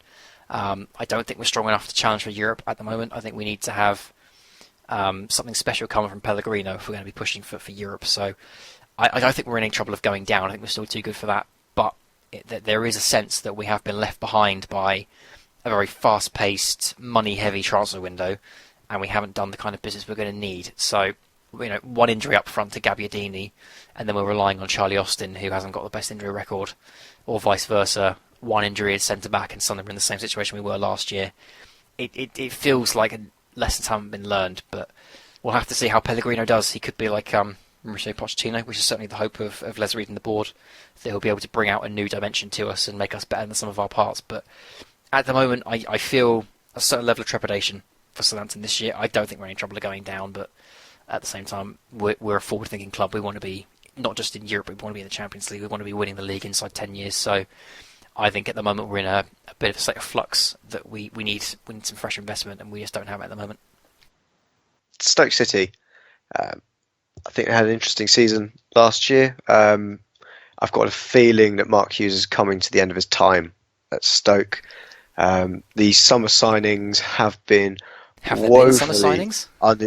woefully uninspiring. I shall run you through them. Darren Fletcher. Oh, yeah. Darren Fletcher on a free. He came in at the beginning of the window. Timon, as you say, from Hull, came in on a free. And Kurt Zuma has come in on loan from Chelsea. Surprise, surprise. Chelsea loaning out more players. They have a big loss in Arnautovic, who's gone to West Ham. And I haven't really seen them be linked with anyone in particular at all. Can Sparky do anything to save Stoke this season? Well, for a start, I don't think they're going to go down. I wouldn't put them in the bottom three at the moment. But I would say that if they have a shaky mid-season, then they could be one of those clubs that slides. Like Watford did last year, where they just slid down the league. Swansea did it as well. Crystal Palace did it as well. I think Stoke are now falling into that bracket where they haven't done very well in the past few windows. They haven't invested smartly enough. The manager hasn't pushed them on to the next level. They are now in a position where, unless things change quickly, then they could be dragged into a relegation fight this year, next year, whenever it may be. So, I think something needs to give at Stoke. Either they need to give Mark Hughes the money that he's clearly looking for, or he needs to go. And it wouldn't shock me to see him leave at some point over the course of this season. But yeah, I mean, I don't see Stoke going down just yet. But they're so uninspired by their window. If there's teams that have had worse windows than we have, then Stoke are certainly amongst them. So I'm not expecting miracles from them this year, unfortunately.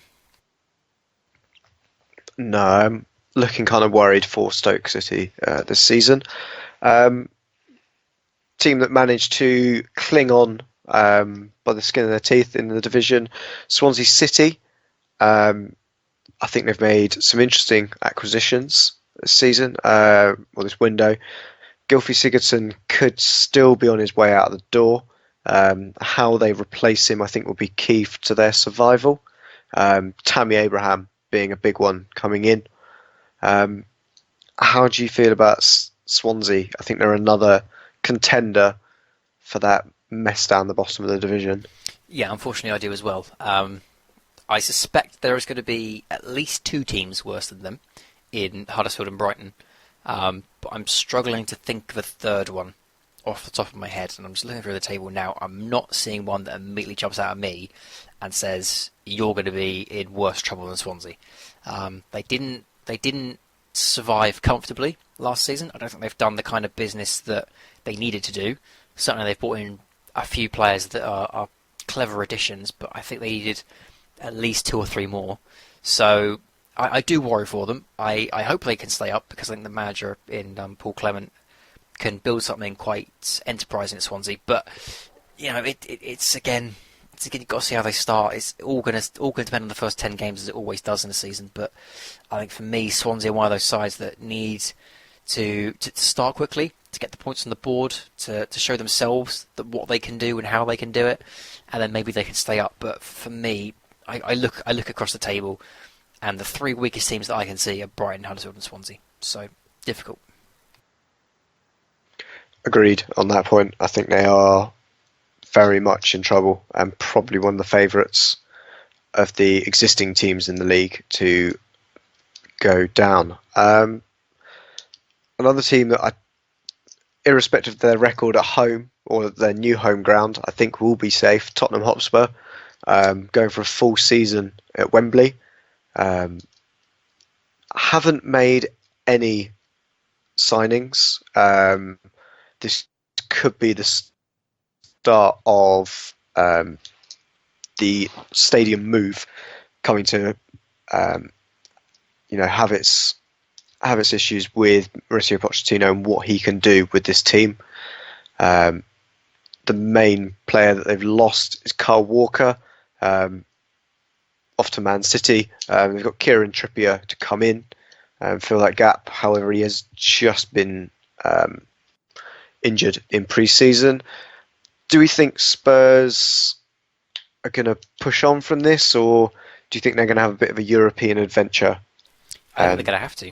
No. I think they're going to have to try and focus on Europe at the moment. I still really like Tottenham. I think they're a really nice team, and I think Pochettino's getting a brilliant tune out of them. But year on year under Pochettino, they've progressed. Even month on month under Pochettino, they've progressed, and they looked last season like genuine title contenders. They were ultimately suffocated out of that by the sheer quality around them.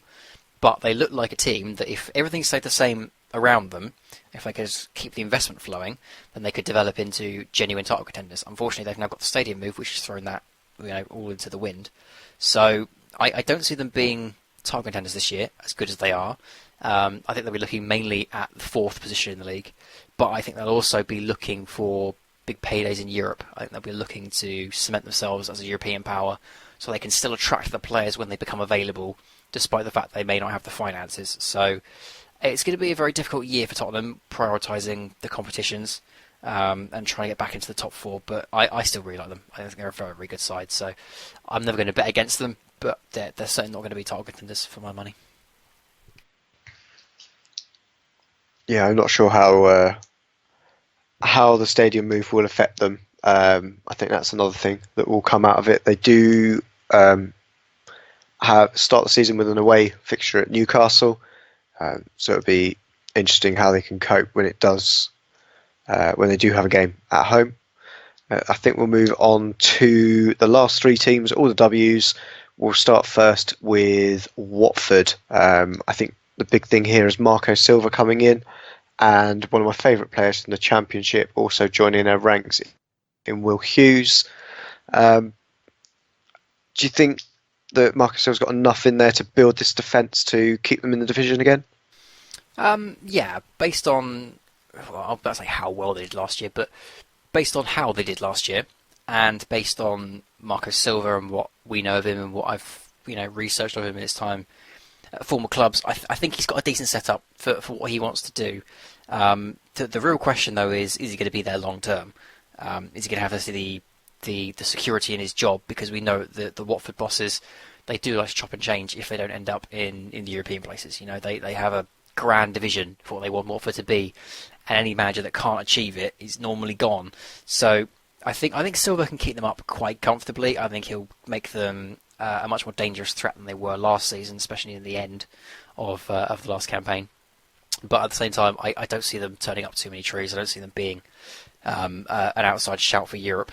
The one signing I really do like from Watford is Kiko Femenia, who I think came in from Alaves, if I remember correctly.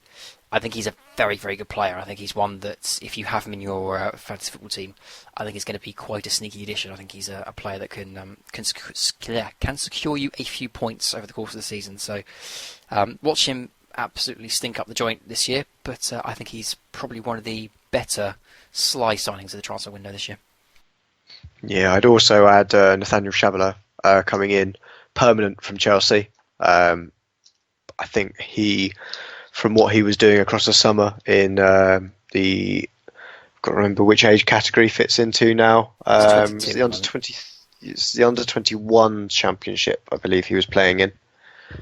I think he did absolutely fantastically across that tournament, and I think another signing for Watford that looks to be very, very clever. A team that hasn't really done anything this window. West Brom. Do we need to say anything about them? One notable move, which was Jay Rodriguez from Southampton for £50 million.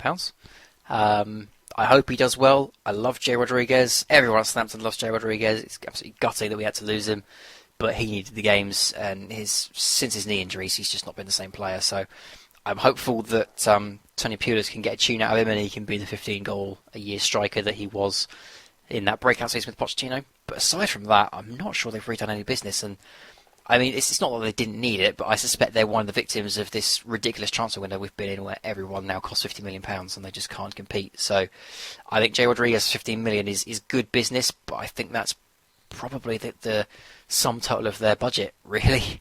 I think they've blown it all on one striker, which they did need, don't get me wrong. But yeah, I mean, they haven't done much in the way of business. I think Rodriguez is good business, but I don't think he's going to be the difference between the European places and mid-table for them. So I'm sure they'll be fine. I don't worry for them. It's going to be a question of whether or not the chairman will be happy with 12th, 11th, 10th this year. Yeah, I think it's an interesting season we'll see from them, because there's a couple of teams that haven't really changed their squad a huge amount. So we'll see what they can do with another season with a very similar team. One club that does like to bring in signings and is probably attributing to overpaying for average players, West Ham United, the final team that we'll have a look at this evening. Javier Hernandez has come in from Leverkusen. Marto Arnautovic, as I said, coming from Stoke.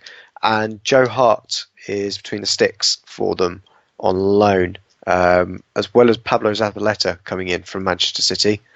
How do you feel about West Ham now that they have their coveted striker that they've wanted for so many seasons? In typical West Ham fashion, it's probably not going to work for them somehow. You know, a meteorite will hit the pitch and it will just happen to take off Javier Hernandez's leg and they'll be without him for the season. It's just the way it goes to West Ham.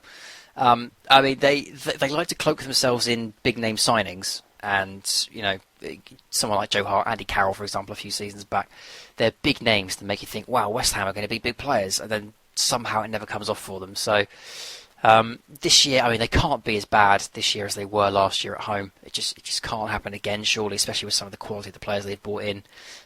They have overpaid for players, especially Marco Arnautovic. I'm not sure why he commands £25 million. I'm not sure why he was more expensive than Javier Hernandez, who we know can do it in this division. And has done so well out at Leverkusen. I think they'll do quite well. I think they'll probably be pushing Everton, and I suspect they'll finish above Southampton, for example, Stoke, West Brom, etc.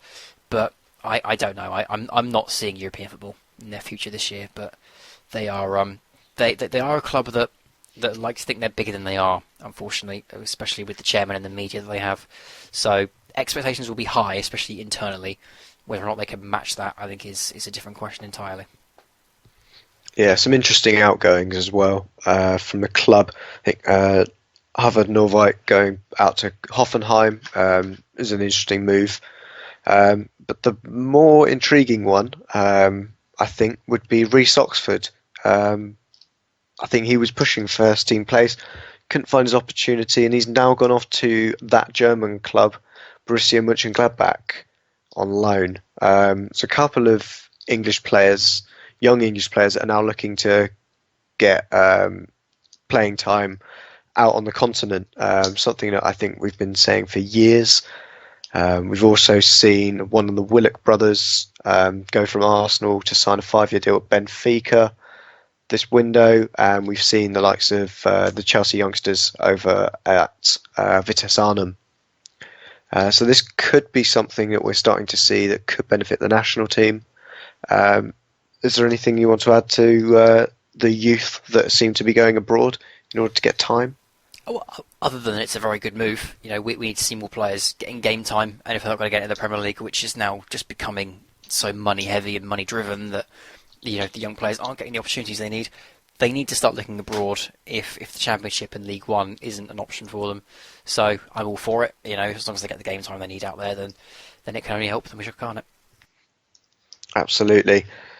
I think that just about wraps it up. Unfortunately, we didn't have time for questions this week. We have a lot of things to cover in this episode. As you can say, we didn't have a lot of activity over the summer, so we've had to get everything in here, and hopefully we've managed to preview and review this week's action across England. So I think the only thing I have to say is thank you, Ross, for your time. Well, pleasure as ever. It's nice to know my internet can hold out for as long as this.